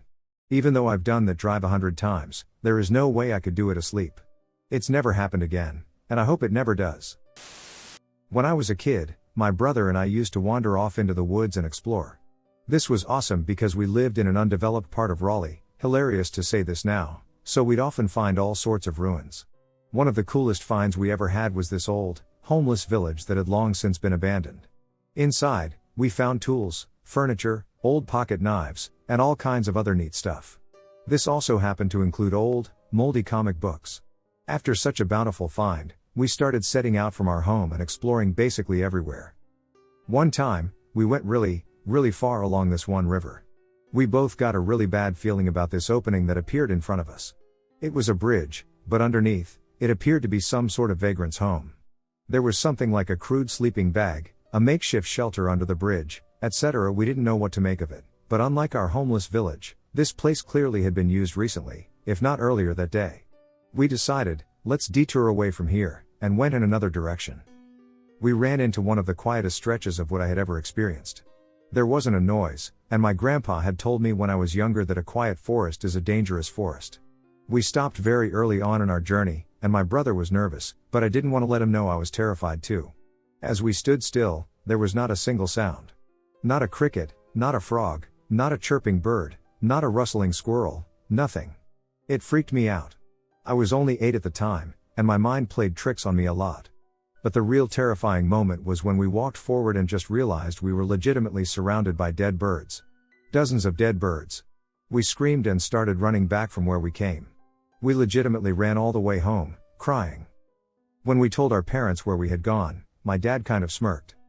I'll never know for sure, I'll never go back, but I don't think anything was as terrifying as a child as that moment. It legitimately killed our desire to go exploring in the woods ever again, too. I once told my cousin Derek about my curiosity about playing with an Ouija board. Derek then told me that wouldn't be a good idea. The story goes like this: he and his buddy Ira were playing with one in the basement during a family party, and they started to ask how old the spirit was, which was thousands of years old. They asked a few more questions and eventually asked, "What do you look like?" Now Ira was a really good artist, and what happened next?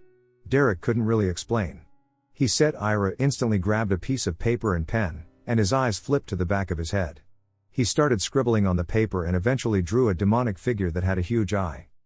Once Ira snapped out of it, he asked, "What happened?" Derek was stunned and told him that he drew that, and they ran upstairs to show the family the piece of paper. What happened? They didn't believe them and told them to go back downstairs. The spirit then told them on the Ouija board what each person up the stairs looked like. Seeing them through the piece of paper, they stopped playing the game immediately. Derek never played again, but supposedly another cousin did, and it hasn't been in the same since. Family say she got caught up on hard drugs and alcohol, but my cousin thinks something happened when she played. I see Derek quite often. My other cousin was already looking rather comfortable and looked like she was sleeping already, but I shrugged it off and kept walking. I opened up the door to the bathroom. It was partially open, and there standing not 2 feet away from me was this black figure. Blacker than black, and just a presence that chilled me to the bone. I put my hand out to see what was there, and to my surprise, my hand passed through it. My hand went bitter cold, and every hair on the back of my neck rose. At this point, I was ready to freak. I quickly raised my left arm to hit the lights, and as my arm was on its way up, the figure leapt at me, and I heard this voice say, "Come here." When the lights came on, even though it was in mid-sleep, and right in my face, it vanished. Gone, without a trace. The next night, I walked into the bathroom expecting to see it again, but I was then pleasantly surprised to find that it wasn't there. Just the pitch-black bathroom with a slight light coming in from the window. So I turned on the light, and when I turned on the lights, I realized that where the light was coming from was not where the window was. I cannot explain where that light was coming from.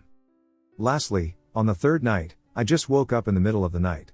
I was lying on my side, and I figured I would get up and use the bathroom. So I opened my eyes and crouched there. Next to the bed was this black shape once again, crouched, just staring at me. Out of instinct, my fist flew out, but I hit it. Once again, my hand went through it, turned ice cold. Like I felt my hand afterwards and it was freezing, and it actually ran out into the hallway with this sort of whispering kind of laugh, really eerie. I don't know how to explain it. So I chased it out into the hallway, but it was gone. The entire time, I kept all of these stories to myself. I thought it might have just been my imagination or some crap. Well, that next day I overheard my mom asking my dad if he had seen anything weird, and then she told a story about how there was this pitch black, shadowy figure staring at her through their bedroom window and how she had to turn the water off in the bathroom for the past 2 mornings. The feeling of terror and realization I felt then. I will never forget that. I had never told them anything prior to that, and apparently they had both had strange experiences within the same 3-day period. My dad had something crawl onto him while he was in bed. The thing is, we never told each other until that last day. That's why I'm a believer. I was driving home late one night. Somewhere between 1 and 3 a.m. the stretch of road I was driving goes through the back end of a couple of counties in the deep south. Nothing around but forests, fields, and the occasional group of shacks huddling under a light that only barely keeps away the night. I'd driven this stretch of road many times before, even at this time of night, so it wasn't really a big deal. It was just a long trip. Since there was rarely any traffic that time of night, during the day you could always count on at least a handful of cars somewhere around. I was able to turn the stereo up and push the pedal down. And then I came to this bridge. There's nothing really noteworthy about it, It's not ancient, a covered bridge, or all that spooky. Just a concrete span over swampland, trees growing right up near the edge and turning the road into a dim trail at the bottom of a dark canyon. I've been over this bridge many times before, and aside from being fairly long, it wasn't really noteworthy. Until that night. It was humid out, and as the temperature dropped, there was a little bit of fog. Not enough to really slow me down, but I had to turn off the high beams. So I'm shooting across the bridge, and it hits me that it seems to be taking longer than normal to get across it. Maybe I was just tired? Maybe my mind was playing tricks on me? And then, when I thought I was finally getting to the end of it, I saw a figure walking on the opposite side of the road. At first, it was no big deal, right? Guy is walking in the middle of nowhere in the middle of the night. Probably lives nearby, probably drunk. Watch them to make sure they don't fall in front of the car. But my mind is already racing. I mean, this is the middle of nowhere. There are no houses around. There are no lights but the stars, and my headlights are stabbing out in the darkness. And as I was by, going way too fast for my own good, I noticed two things. First, the figure is wearing what appears to be a straitjacket, with the sleeves undone and the straps trailing to the ground. Glaring white against the background of the night. No one is mistaking it. He was in a straitjacket, hands covered, straps dangling, and waving as he walked. Second, it has no face. Not like, there's no head there. There's a head shape. And the place where a face should be, but no face. Just an expanse of darkness that I took to be his skin. I chalked it up to going really fast, the contrast between a white jacket and dark skin at night, and thinking creepy thoughts. I mean, surely I couldn't have just seen that. I tried to spot him in my rearview mirror, but it was so dark that nothing could be seen. I slowed down a little and was suddenly off the end of the bridge and on normal 2-lane blacktop again. I briefly considered turning around and seeing what it was. Surely it was just a trick of the light or my mind playing tricks on me. Right? But I still remember my heart pounding and my fear as I sped on through the darkness, driving home. I saw something in my grandmother's house when I was about 7 or 8. I remember it being near Christmas time, and my whole family was at my grandmother's house. When the house was set up, to get to the kitchen/dining area from the back room, where the TV and SNES were, I had to walk through the living room, which nobody used and was closed off from the rest of the house by a set of French doors. Well, it was late at night, and I was the last one to leave the back room. As I entered the living room from the back room, I noticed someone going through my grandmother's closet. I thought it was my oldest cousin, who must have been about 18. I asked him if he could grab me some of the candy that my grandmother kept on the top shelf of the closet. After I had said this, he turned to me, and I realized that he wasn't my cousin. It was a black figure with burning red eyes. I looked directly into its eyes, and it started to hiss at me. I ran out of the living room, crying and screaming, ran straight to the cousin I thought it was, and then punched him in the stomach. My family was confused and asked me what was wrong. I explained that my cousin had tried to scare me. They explained that he had been in the kitchen the whole time. I'm still not always comfortable sleeping in my grandmother's house, but I haven't seen anything in her house since. My dad always tells this story. He doesn't believe in ghosts or any of that, and he is not the kind of person to make things up just to scare us. Which is why this is even creepier. Some backstory: my entire family is from Mexico, and we lived there until a couple years after I was born. I'm the youngest, so at the time of the story, I hadn't been born. The youngest was my brother. He was around 3. The story goes, my 2 oldest siblings, who were around 10 and 14 at the time, went camping with an aunt and cousins. Mind you, our family isn't the outdoorsy type at all, so this was a rare occurrence for my siblings. They slept in the woods, a park, for one night only, and after they came back, weird things started happening slowly. We had a pit bull puppy and 2 parakeets that were always in a cage together. The birds became aggressive towards each other, so much so that my mom had to put them in separate cages. This circular burn appeared on the dog's side, kind of like if a perfect circle had been branded on him. My brother, the 3-year-old, would talk about seeing a gold elephant, a baby gold elephant. My parents have never believed in superstitions, the supernatural, or any of that, so they kind of chose to ignore it. Until a friend, a lady who cleaned my paternal grandmother's house, visited them and said something was off. She said there was an extremely negative energy in the house. She asked if they had been to the woods or the forest. My parents explained that their 2 oldest children had gone camping for a night. The woman said, they brought something back from there. A day later, the woman brought a rosary and holy water, along with a man. I don't remember if he was a shaman or a curandero. It's been a while since my dad told me the story. The man told my parents to get a small bowl and some alcohol, isopropyl. They put the bowl on the ground, poured the alcohol in it, and lit it, waiting in the living room as instructed, while the man and the woman went all around the house, blessing it. My dad tells me that when they get to certain places in the house, where the birds were kept on the patio, my brother's bedroom, the small fire would shoot up like 2 feet. The bowl was smaller than a dog dish, and they had only poured in a couple tablespoons of alcohol. Afterwards, the man instructed my dad to keep an egg, just out of the carton, not boiled or anything, on a small plate under their bed, my parents's, for 3 days.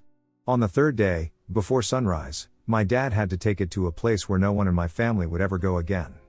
The man said that he should leave it in a corner, turn around, and that no matter what he heard, he should not turn around. My dad did so. On the 3rd day, he chose an alleyway in a part of the city he knew none of his family had any reason to go to. He put the plate on the ground, turned around, and walked away.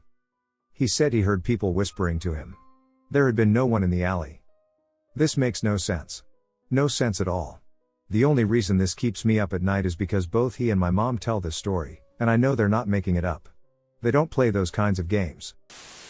I grew up on the outskirts of Oregon, deep in Clatsop County, on the logging roads. Out in this part of the land, you do not suffer from light pollution. On a clear night, you can really take in the cosmos. As a family, we would spend nights out on our house's roof and stargaze, shooting stars, satellites, and pointing out constellations. My stepfather would have my brother and I go back in time when the satellites would start to dance. Now we had to be around 7 to 13 years old at the time, and we never really understood what he meant by that. As I grew older and more rebellious, I would sneak out at night and wait for these satellites to start dancing, to no avail. Skip ahead a little bit. When I was 10 years old, I witnessed a plane flying over the head of a hill that our house looked over. Thinking it was strange, I asked my stepdad, "Should there be a plane out here?" His response was, "No, there is never any air traffic over here, the airport is more in the city," so I kept watching, curious about what this plane was doing out here. After a few seconds of watching, it seemed to just stop. Once again, I asked my stepdad, "Should a plane just stop in the air?"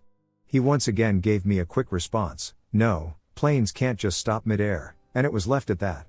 I stayed watching this plane sit there for what seemed like about 15 seconds, and then the light just vanished. A week later, my older brother left to go camping with friends. On the 2nd night, something really terrifying happened. I used to sleep in a sleeping bag, but not anymore. I wanted to sleep in my pajamas and zipped up in my sleeping bag, warm and tight. Now understand this, my mother was working at a military surplus store at the time and had gotten me this sleeping bag. It was one of those ones that come all the way up to the head and cover it like a hoodie, anyway. At some point during the night, I woke up in an absolute panic and sweated. I felt dizzy and disoriented. Without being able to see, I started to thrash around, finding a wall. I started pounding on it as hard as I could until my mother came down and unzipped the bag. I was upside down in my bag, naked, covered in sweat, and freezing cold. She told me that my brother must have done it and then quickly remembered that he was away camping and then tried to say I did it myself, but I know it's impossible to undress myself in that bag and also place myself upside down in my own bag with it fully zipped up. I never slept in sleeping bags until this day. Skip ahead even further. I am now 22 years old and live in Beaverton, Oregon. This is a warm, clear summer day in August, and my friends and I are standing outside while they smoke and I get some sun. The area that we were hanging out in was a semi-industrial area where a lot of big rig trucks would drive through. This is important because we all knew what it felt like when one of these 18-wheelers would drive by, and we kind of made a game out of guessing when they would come or go. I started to feel the ground shake and could hear it coming. I was wrong. The clear blue sky formed a sort of cloud, and that cloud opened, and a giant fireball came flying down out of it. Judging by its size and speed, I thought my friends and I were about to die. I seriously thought that it was the end of Portland/Beaverton, as I knew it. I turned to my friends and said, "We are about to die." People across from us at the Max stop started pointing and yelling. The owner of the building dropped his cigarette and just stood in awe. As this now roaring fireball flew towards the ground, we could now feel the heat, the air had pressure, and the ground was really starting to shake, maybe my legs too, and then all of a sudden it performed a 180-degree rapid turn and shot back up into the sky faster. Then it fell and completely vanished. My friend turned to me and said, "That was a weird firework." We argued for a good 3 hours about it until I gave up and drove home, phoning my dad on the way home and asking him to turn on the news because something groundbreaking just happened, and I told him everything. I got home and nothing, no news was covering it, the internet had nothing on it, and that was that. It was over. To this day, I have no idea what happened or what I saw. My family and I traveled south of Mexico City, near Acapulco, to visit some deeper roots in the family. While traveling, we decided to stop by a few neighborhoods edged around the mountains and came across a place to rent for a few nights. The locals called these places scorpion houses, for they offered a bunch of luxuries nearby houses could never dream of having but attracted the worst bugs. We settled on the place despite the warnings of poisonous creatures and just a whole slew of creepy crawlies laying about. Seriously, these guys were everywhere. I'd open cabinets, and a large number of earwigs would come jumping out over each other to escape the light, or that there were a ton of spiders under my bed. Because of the critters, I was put on the edge the whole time, but I didn't let it get to me too badly. After all, there was a pool to swim around in and another thing to keep me occupied. This thing was a small cement structure at the edge of the house's large backyard. There was a single steel door that was locked up heavily and a brown-tinted window that spanned the entire front side. I tried literally everything that wasn't breaking in to look inside, but the only satisfaction I got from finding out about the structure was from looking through the window. In it were a ton of containers, either covered by blankets or locked up securely by padlocks. I figured it was storage, but I was still tempted to look inside. At the end of the day, I'd head to my bedroom and just watch the structure with a keen eye, detailing my way in. Lucky for me, I got the bedroom with a direct view of the structure from my window. The first night, and the first night alone, is where things got very weird. On that first night, there was a visible glow from the moonlight, and it reflected off of the structure brightly. The light was strong enough to beam its way through the windows, and I could see the back wall. Throughout the night, I saw a shadowy figure moving about and even heard rustling. I wasn't scared per se, but was intrigued by how someone or something could get in, especially since the structure looked firmly locked. And it was just light rustling, it sounded like someone was desperate to find something. The following day, the first thing I did was run straight to the building to peer into the windows, and sure enough, I found that the entire room inside had been shifted about. Like I had imagined, it was like someone was searching desperately for something. I tried my absolute hardest to imagine a way of getting in without having messed with any of the locks. I tried to see small openings for animals to get in, but no light, save from the window, beamed from any cracks, slits, or holes. To further my discomfort with the whole thing, after I told my parents what had happened, they told the owner of the place, and he said that even he couldn't access the small structure. After getting a few locksmiths, they opened it up and revealed that nothing had been visibly stolen and that it just looked like someone had tipped just about everything over. Man, if I could describe the shadowy figure, I'd sure as hell tell you it looked like a man, somewhat burly but enough to see the entire silhouette visibly. I never figured out what got inside and what it was looking for. It didn't happen to me, but it happened to my dad, or so he says. He said he lived in a haunted house that tried to kill him once. When he was 13 and going to bed at around 9 p.m. or so, all the lights went out in the house. He and his parents thought the power went out due to the storm, so his parents were going to stay up till the power came back on to reset the clock so he could be taken to school in the morning. Before going to bed, the power came back on, and as he was getting into his bed, he swore he saw someone standing in his doorway, but when he looked, it wasn't there. So he just crawls in his bed, gets comfortable covering up, then lowers the covers and sees a dark mass in the shape of a person just standing there at the foot of his bed.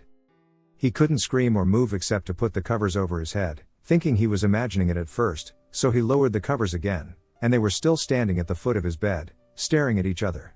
He stayed up for the next 4 hours just staring back at it, scared out of his wits, until morning. He couldn't sleep, so he stayed awake till it was time for him to go to school. The next week it happened again, except this time he said it slithered under his bed sheets with an arm, grabbed him by his leg, and he started screaming as it dragged him down the hallway. Both his parents saw him being dragged across the floor screaming, but they didn't see what was dragging him. They remembered this night because it dragged my dad out of his house and into the street as a car was coming by. It had just let go of my dad's leg when the car was about to hit him, but he got up quick enough, the car was just barely missing him. The person driving the car, they said, didn't even stop to see if he was okay, it just sped off and turned the corner. My dad told me the first part of the story, and my grandpa told me the rest because I guess my dad thought I wouldn't believe it if it was just my dad telling me. But no, my grandpa and grandma both confirmed it. They said it was the scariest thing they'd ever witnessed. Nothing else happened in that house after that night, apparently, but until my dad grew up, got married to my mom, and got their own place, he lived there in that house till he was 18. My grandpa still lives there, he even showed me which way the car was coming and which way it went as it turned the corner.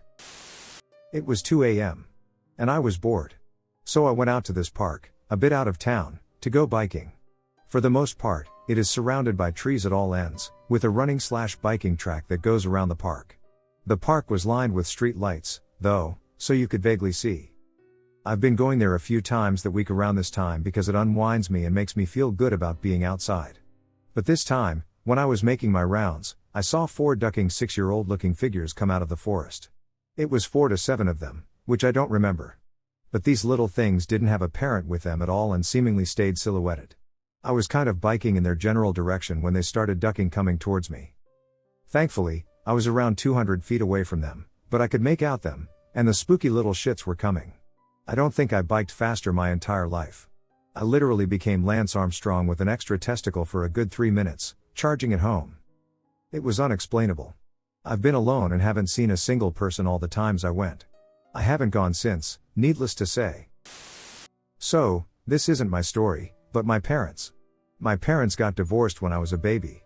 My mom told me this when I was young, my dad told me the exact same story when I was an adult, and the family friend who spent a lot of time at their house also corroborated this just a few months ago, so I have pretty solid faith that they aren't just jerking me around.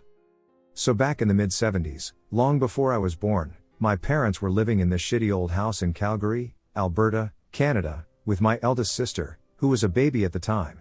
It was a rental, and the landlord didn't really give a shit about upkeep, so it wasn't a nice place to live by any means. My mom said the house always felt off to her. She was ill at ease and had immense trouble sleeping, even when it wasn't baby related. My dad said he was stressed out all the time, and it was affecting his work life too. There was just this black cloud hanging around everyone, and Sarah, who had been a quiet baby up until this point, started crying. A lot. Vinny came over a lot. He worked with my dad and was his best friend. He'd introduced my parents. He's like the child whisperer. Dude knows how to get on kids' levels regardless of age. It's kind of amazing. That's a skill I definitely lack. So he was like the go-to for babysitting, obviously. So it was pretty much the 4 of them in this house together a lot of the time, and after a couple months, some weird stuff started happening. Vinny and my dad kept hearing someone walking across the attic, like heavy man footsteps. It would happen randomly, any time of day, so naturally they went up to investigate. What they found was a dust-covered attic, probably full of asbestos, and also a ton of old boxes of random things. But what stuck out was this strategically placed newspaper. It was balancing precariously on the corner of a box. "Rick, look at this," Vinny called out, pointing to the newspaper.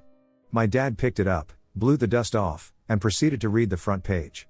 Calgary Herald, July 27, 1953. It was the end of the Korean War.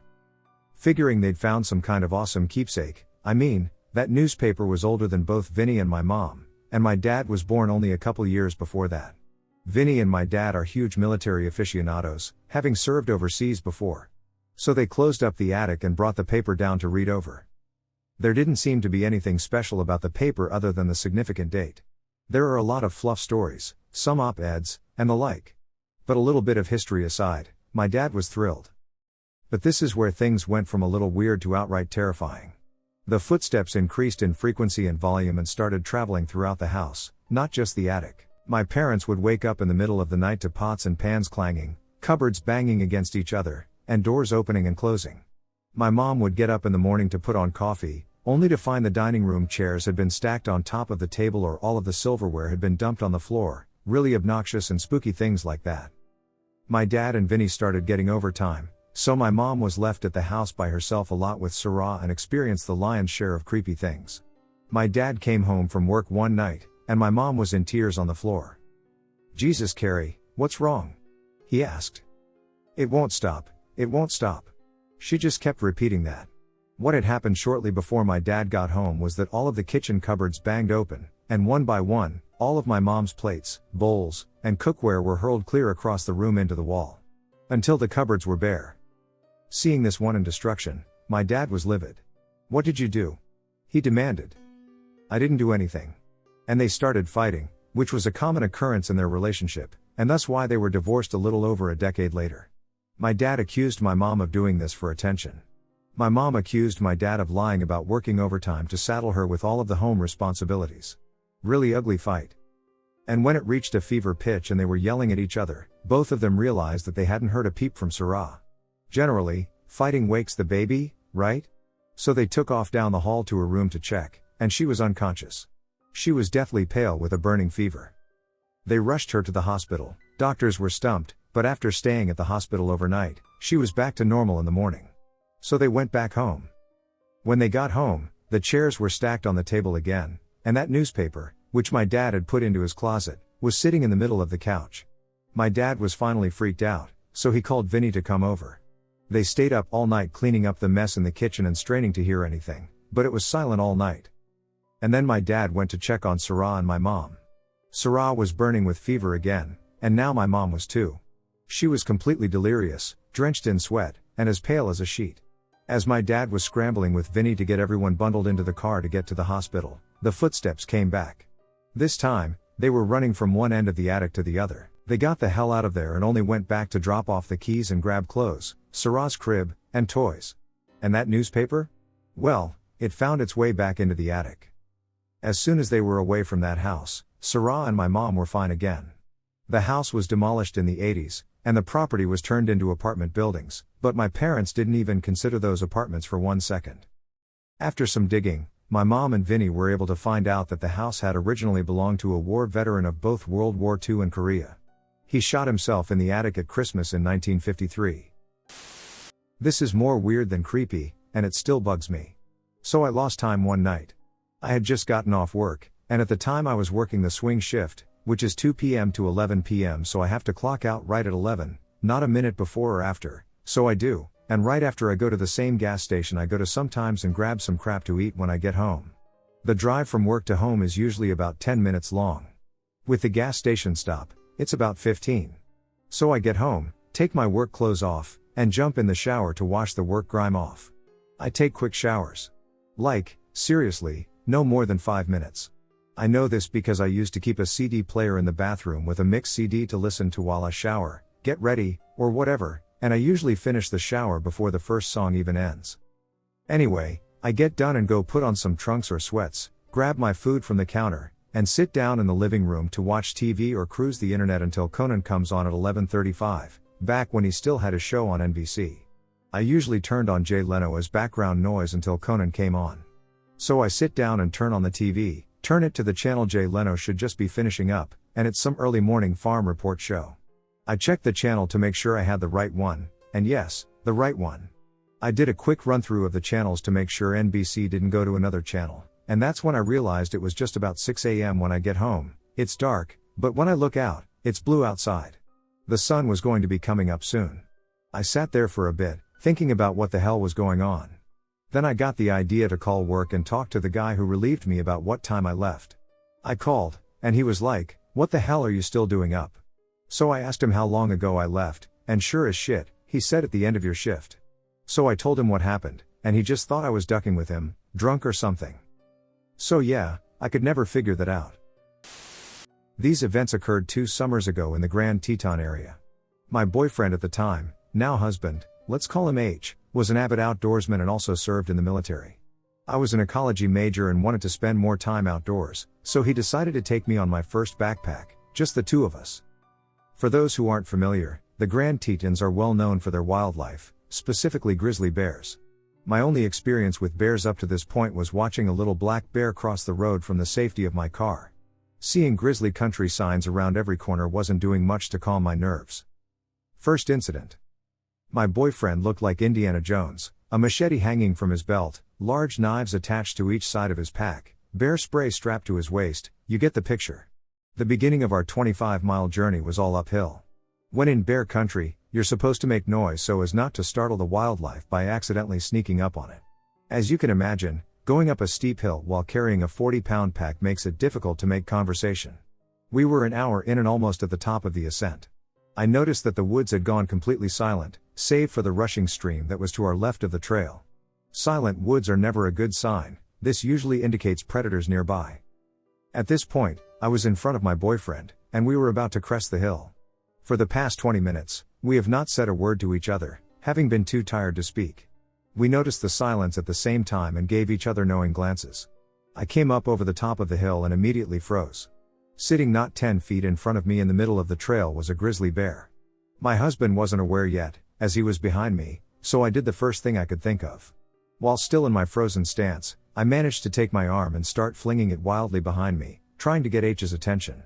I was too terrified to speak. The bear went from sitting to all fours, not looking away from us once. He quickly swung me around so that I was behind him, and he just started yelling. Being in the military, he knows how to yell. The grizzly wasn't quite fazed, as it started to walk slowly towards us. At this point, I was on the verge of passing out from terror. This bear was about 5 feet in front of us when we heard a loud crack coming from the woods to our right. The bear heard it too, and he bolted towards the stream. A second crack boomed again, this time much closer than before. H said, "It's probably just some falling branches," but we both knew that wasn't the case. At this point, we were walking quickly up the trail in an attempt to create some distance from the grizzly and those strange noises. I felt the hairs on the back of my neck stand straight up, and at that same moment, H stopped moving in front of me. He turned around to look at me, and I turned to look behind me. To this day, we are not sure what we saw. Back where we were standing was a large, black-brown mass. It looked to be 3 times bigger than the already large grizzly that we had seen just a few moments before. Its back was facing us, and then it stood on its back legs. It looked similar to a bear, but something about the shape was just off. At this point, it was probably stupid to run away, but that is exactly what we did. We were aware of heavy footsteps behind us, but neither of us looked back. The footsteps eventually faded. At this point, I was a mess. He was doing his best to console me. "Honey, this is extremely unusual. The bears usually stay away from humans. We're going to be okay. I'm sure that won't happen again." That was enough to convince me to continue in the backpack. Not another hour later, though, we reached a clearing where we decided to take a rest and eat a snack. About a minute after we had sat down, I noticed bushes moving in a line toward the clearing, toward us. Out of the brush comes this adolescent grizzly, who looks just as spooked as I'm sure we did. But he came straight for us. H, being the crazy nut that he is, decided to charge back at the bear while screaming, "Bear spray at the ready." That did the trick, and the bear ran off. All I could think was, just my luck. But that wasn't even close to what happened the second night. Second night. Before we began our backpack, we had to let the ranger station know which trails or routes we planned to take. With this information, they usually send a ranger on horseback at some point during the backpack to check on you to make sure everything is okay. There were not many approved trails left for us to choose from, and it was just our luck that they were the most difficult. Apparently, over the 3 days we were on those trails, we were the sole hikers. We didn't see a single other person once we were en route. Anyhow, I guess we missed the ranger who came to check on us. We had been following hoof prints the entire second day, and we hadn't seen any the day before. I had some foot problems, so we spent valuable daylight trying to adjust my boots, laces, and socks to compensate for the pain. When we started on the trail again, we had maybe an hour or 2 of daylight left, and in the woods, it gets dark fast. I was exhausted. It was now dark out, and H was the only one with a working headlamp, as mine wouldn't even turn on for some reason. We needed to find somewhere to set up camp, as we still needed to eat. It was freezing, and the wind was blowing. It was creating a howling sound as it rushed through the trees, which made it difficult to hear H or discern any other sounds coming from the woods. After another hour of hiking through the dark, we found a clearing. Well, it was more like a bowl. It looked to be 200 meters in diameter, with the sides being 10 meters down from the trail to the bottom of the clearing. This place was strange, we both felt it, though he didn't tell me how freaked out he was until after we had left. There was no moonlight, so all we had was the illumination from his headlamp, our small camp stove, and the flashlight that I fished from my pack. Half of the trees were dead or fallen, just in the bowl. The vegetation everywhere else was very dense. To help alleviate my anxiety, he started playing Ninja Party out of his portable speaker. This didn't help much, as it just echoed off the trees, creating a dissonance of sounds. He also thought it would ward off any predators nearby. This is when we knew our anxiousness wasn't paranoia. The silence was back. There hadn't been a single bird chirp since we arrived at the clearing. It also may have had to do with the obnoxious music, but because of our previous experience, we decided to turn off the music and head into the tent. Also, it was freezing. As soon as we were situated in our sleeping bags, we heard deep cracks and thuds echoing from beyond the tree line. Falling trees? There had been a lot of wildfires and very little rain this season. Thud. We both froze. That sound wasn't an echo, it came from inside the clearing. Definitely not a falling tree. Thud. It came from right outside the tent. We both stopped breathing. H's hand found mine, and we clung to each other, paralyzed. Something dragged across the outside of our tent, making an indent as it went along. It was thin, almost like a finger. "What is it?" I whispered, shaking. "I don't know. You shouldn't be a person, we're the only ones on this side of the mountain." I was trying my hardest to stifle sobs, trying to listen to what was outside. I could hear steps but couldn't decipher what they were. The steps stopped, and then the whole side of the tent was slowly pushed inward. At this point, whatever was outside knew we were inside, so I shined my flashlight at the side of the tent. What I saw made my blood run cold. It was the shape of a human face pressed into the tent wall. I could make out the nose and an open mouth. Each time they breathed, it made the tent around their mouth billow in and out. H said, "Fuck that," and pulled a Glock from his sleeping bag. He cocked it, and the sound shattered the silence. The face pulled back, and we heard fast footsteps heading towards the edge of the clearing. We didn't leave the tent until the sun was shining the next morning. The first thing we noticed was the smell of urine. We came out of the tent and looked around. Whoever it was had peed on our coals we had left in the fire, leaving a disgusting stench of evaporated pee. Footprints surrounded our tent, circling around multiple times. Muddy handprints decorated the outside of our tent. We think it was mud anyway. The takeaway: wildlife is not the most dangerous thing in the backcountry. When I was in high school, there was this old, abandoned mental facility just a bit outside of the city that kids always used to hang out at.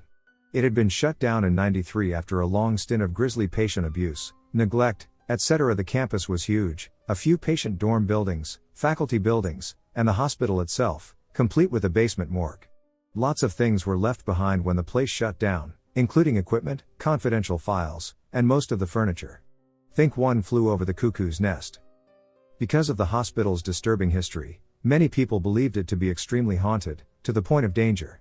To a few teenagers, this was obviously just an exciting and spooky thing to check out. Senior year, a couple of friends and I were super excited to check it out, so we went after school in broad daylight, and a friend of mine drove. This is 2008, so we all have our cell phones with us, charged, and a few flashlights with brand new batteries. We get to the place and immediately want to head to the morgue. The whole campus had a super eerie feeling to it, but we were all just poking around and were in high spirits. The minute we arrived at the basement level, everything changed. Our flashlights were all dimmed. Everybody started feeling panicky. I wanted to cry, and my friend who drove instantly became ill and nearly passed out. He couldn't utter as much as a full sentence. One of the others went to make a call, and her phone was dead. My phone was dead. Everybody's phones were dead. Needless to say, we grabbed our friend and hustled out of the building as fast as we could. It took a few minutes of fresh air and calm to bring my friend back to full consciousness. We get in the car to leave, but the car won't start. Try again, tick, tick, tick. The car won't start. We sat there in complete panic, not knowing what to do. We just wanted to get the hell back home. I waited another few minutes before trying again, and it started right up. A few miles down the road from the campus, phones started back up again. I had never felt more unsettled and terrified than on that day, and thinking about it still gives me goosebumps. So this happened years ago, in about 2019. I was over at a friend's house, and we had a good amount of people to play with their Ouija board, maybe 5 or so people. I want to preface this by mentioning that the board we were using was used before to summon the well-known Ouija demon known as Zozo by the person who owned the board. They supposedly sold their soul to Zozo for the demon to protect them from their biggest fear, which was being in a car crash, or something similar to do with cars in that way. Anyway, we started playing. We circled the board with the planchette to warm it up and began asking questions.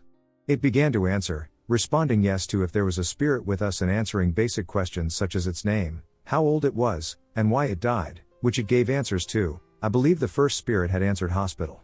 The group I was playing with began to ask dumb and all too playful questions without taking them seriously, even making fun of me when I chastised them for not being serious about it, so I stopped playing with them after a while. I remember their non-serious nature going on for a while, but as they continued to ask questions, they all went silent and seemed to become entranced by the board, deeply focusing and having a very, very long session with it. I had tuned out mostly at this point, hanging out with my other friend on the couch who had also not opted into the session. This wasn't that I wasn't interested in playing, I just had no tolerance for the group not taking the game seriously, as I've always experienced paranormal shit since I was a baby in every single one of the households I had lived in prior and was really sensitive to the paranormal. This was my first experience with the board before I was followed by something. I asked to borrow the Ouija board, and my friend gave me permission. This marks the next time I played the board, which, this is going to be very dumb and cliche, but the day was Friday the 13th, and I decided on playing in Cal Anderson Park in Capitol Hill in Seattle, Washington. My friend and I took the board to the park, and I managed to find a few strangers to play with, my next mistake. We sat down and circled the board. I took to asking the questions. The spirit I managed to contact began to give me random letters, as opposed to the previous session having clear English written out. I asked if this was Latin, as I knew if the board began speaking Latin, you're supposed to end the session. It answered yes. Then I asked if it was a negative spirit, and it answered yes. Then I, my next mistake, asked IT permission if I could end the session. It told me no, then began to circle the board in wide circles. I got really uncomfortable and tried to push the planchette to say goodbye, but a strong force pushed against the planchette, not allowing me to pull it to say goodbye. I did manage to push it to say goodbye after some more force, and I told the spirit it was not allowed to contact me again. I cut contact with the session and flipped the board, believing the session was cut off, but left with a deep feeling of dread in my stomach, like something wasn't right. And that feeling was correct.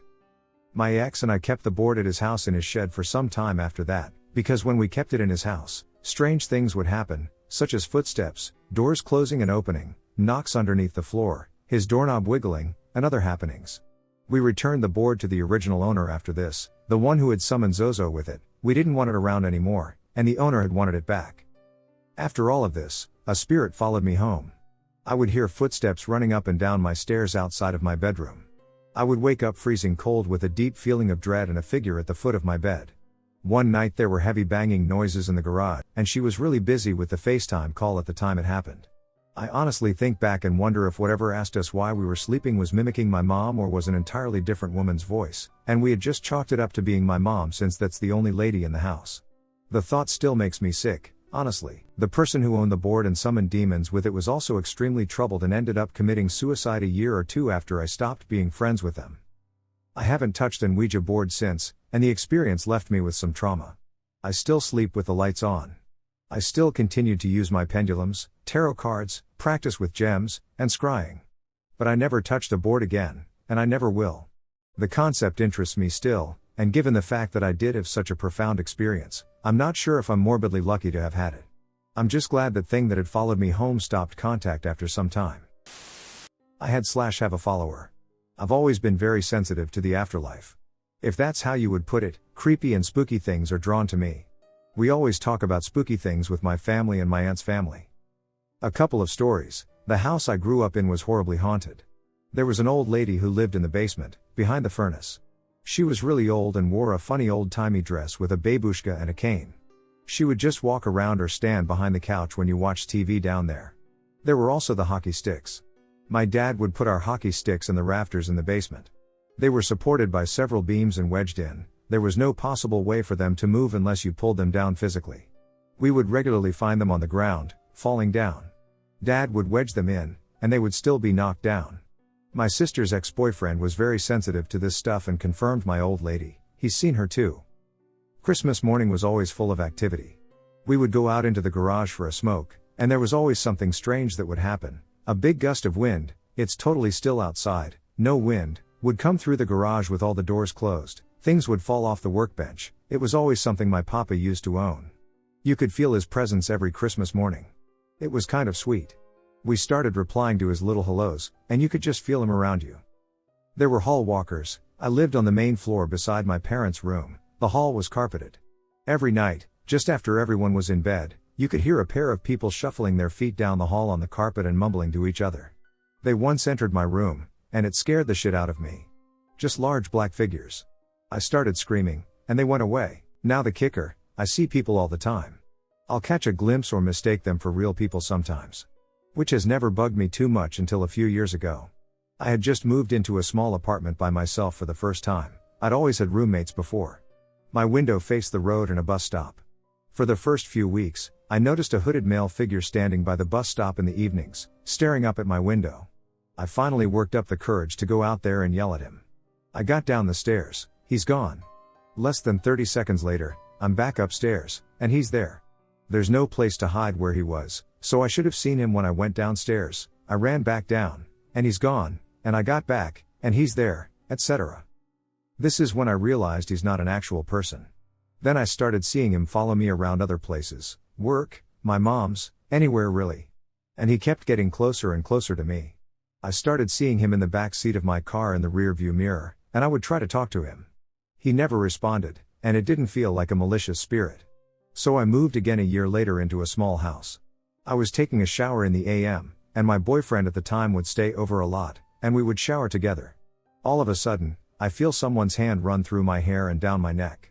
I thought, oh, it's just boyfriend, until I realized I was home alone and he had not stayed over. I felt this thing's presence and freaked out.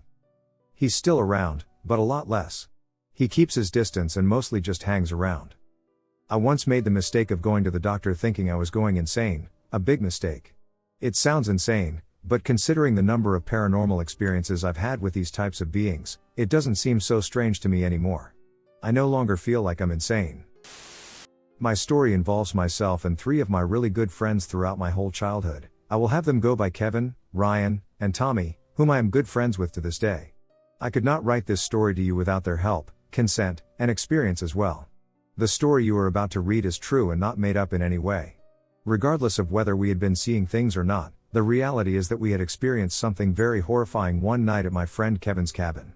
We thought long and hard about actually sharing it or not, afraid of being ridiculed, but we are ready to share with the community, and again, you had to be there to experience it.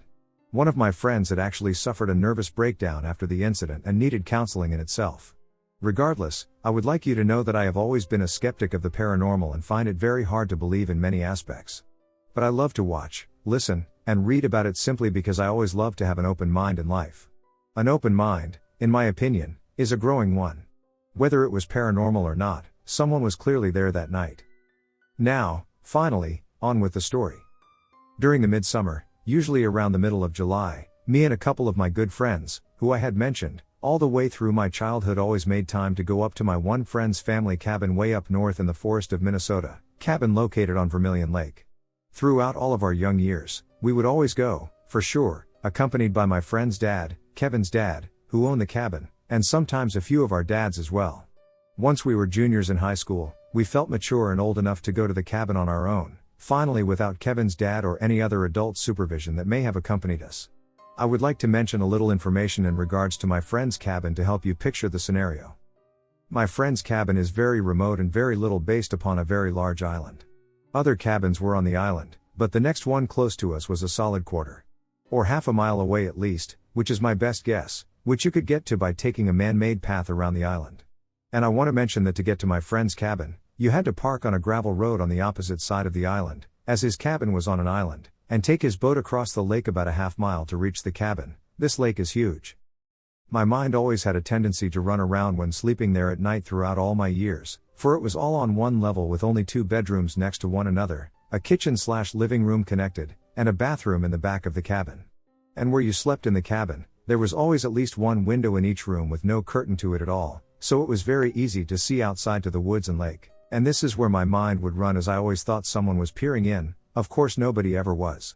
I had been to this cabin a dozen times throughout my life, and nothing had ever happened, and the older I got, the easier it was to sleep. Now for the event. We usually stay a week or 4 or 5 nights. On the 3rd night during the trip, when we were there on our own finally, we had set up a campfire and had been drinking beer all night. I don't condone underage drinking, BTW, we just happened to sneak some being the rebels we are. We went out to his dock to gaze up at the magnificent stars and enjoy our buzz when, all of a sudden, we heard something out in the water that sounded like a fish jumping out to catch a bug.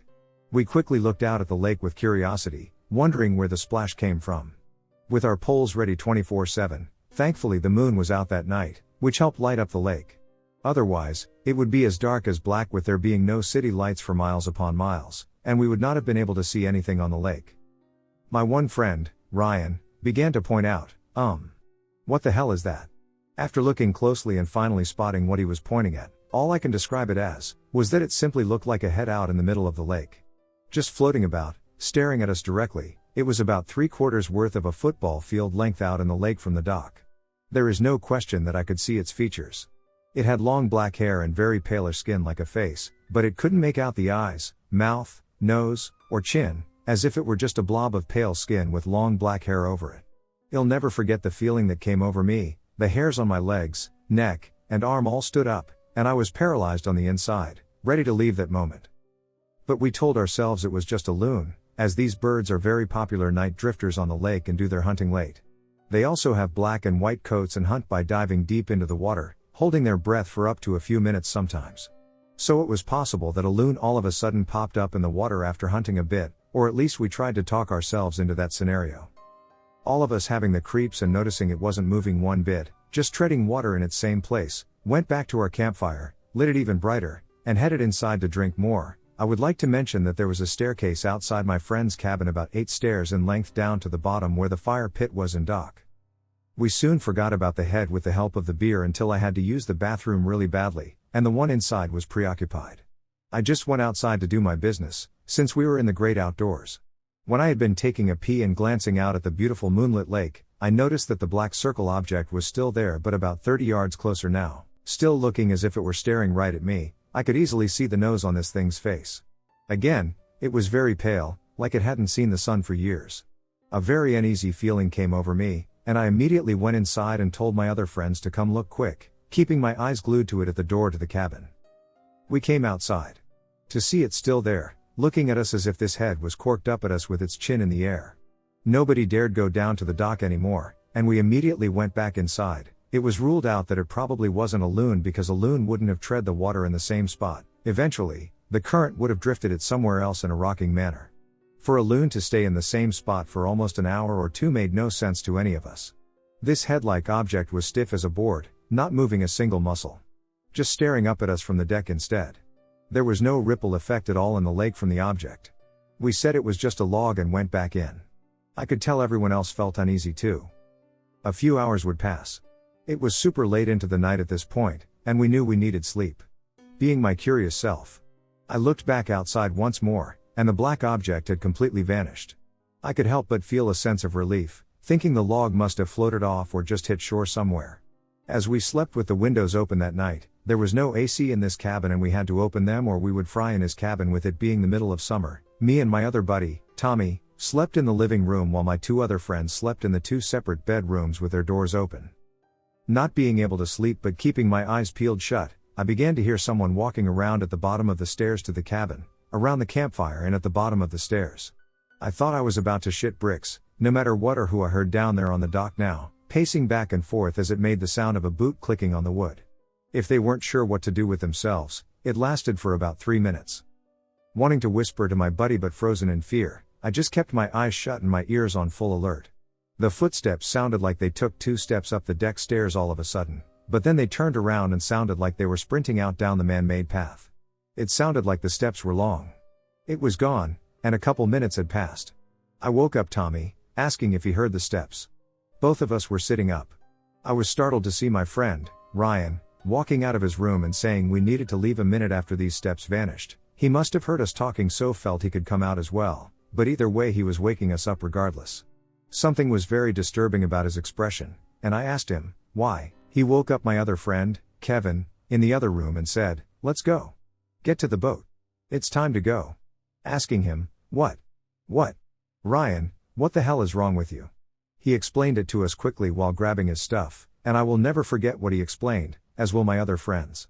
He said that when he was turning sides on his bed to get more comfortable, he saw someone peeking in at the top right corner of his window, and it quickly shifted out of his view. He said all he saw was one eye, ghostly white skin, and black hair long down the window. Again, another thing I would like to add. When we look back at what he experienced, it chills us to the bone realizing that, since this face was in the top right corner of the window in my friend's room that he was sleeping in, this thing either was damn near 8 feet tall, standing on something like bricks trying to peek in, or was floating. Ryan then continued to say, "Let's duck and go." Very seriously. I absolutely disturbed the duck out of my mind, feeling like I was going to be sick, and then telling them what my friend and I heard. In the living room, we all agreed and packed our stuff and booked it, not cleaning the cabin or anything else. We always had to clean the cabin before leaving. We locked up, and as we headed down the stairs, we saw barefoot prints in the dirt heading off into the path and all around the cabin. We picked up our steps, got to the boat, not knowing what was watching us or around us, threw our stuff on the boat, untied it, and sped off. I didn't even think about the head in the water anymore or to look in the water, thank God. My eyes were just glued to the island, trying to spot anything moving, but I saw nothing. When we finally got our stuff packed in the car and the boat tied up, we hopped in the car and took off. We had been driving out about 10 miles, and out of the blue, Ryan, who said he saw the person outside his windows, all of a sudden broke down in the car, sobbing and saying, "What was it, guys? Oh duck, what did I see?" We called to tell our parents what had happened on the way back and that Ryan was freaking out, and they told us to just get home safely and quickly. It was late, about 4 or 5 in the morning, but no one slept, and it was a very quiet ride home. My friend's dad, who owns the cabin, went up that following weekend and said he experienced nothing while there, but did mention bare footprints were still lingering, which he thought odd because someone was walking around his property, which bugged him badly. Whatever my one friend saw in the window really hit him hard. After his breakdown, he had trouble sleeping multiple nights and ended up having to seek some help for a couple weeks and hop on some sleeping medicine. As time went on, he ended up being fine but not comfortable sleeping next to a window without a curtain. I, to this day, cannot explain what happened or why it seemed to happen to us, nor can I explain what I saw in the lake or what Ryan specifically saw. Nothing has ever happened at that cabin since that night, so we were told this from my friend's dad, who owns it. I believe him. I personally have never decided to go back to the cabin, which really makes me sad because I had great childhood memories there. Tommy and Kevin have both gone back and been fine, but Ryan refuses to go back, and I am with him. A lot of people have cabins on this island, so it could have been a prank in the making that had been busted when Ryan saw the person at the window or the person possibly wanting to do something worse. I will never be able to explain what was floating in the lake, but the fact that this incident, along with bare feet and someone looking in at Ryan at night, all happened at the same time seems like more than a coincidence.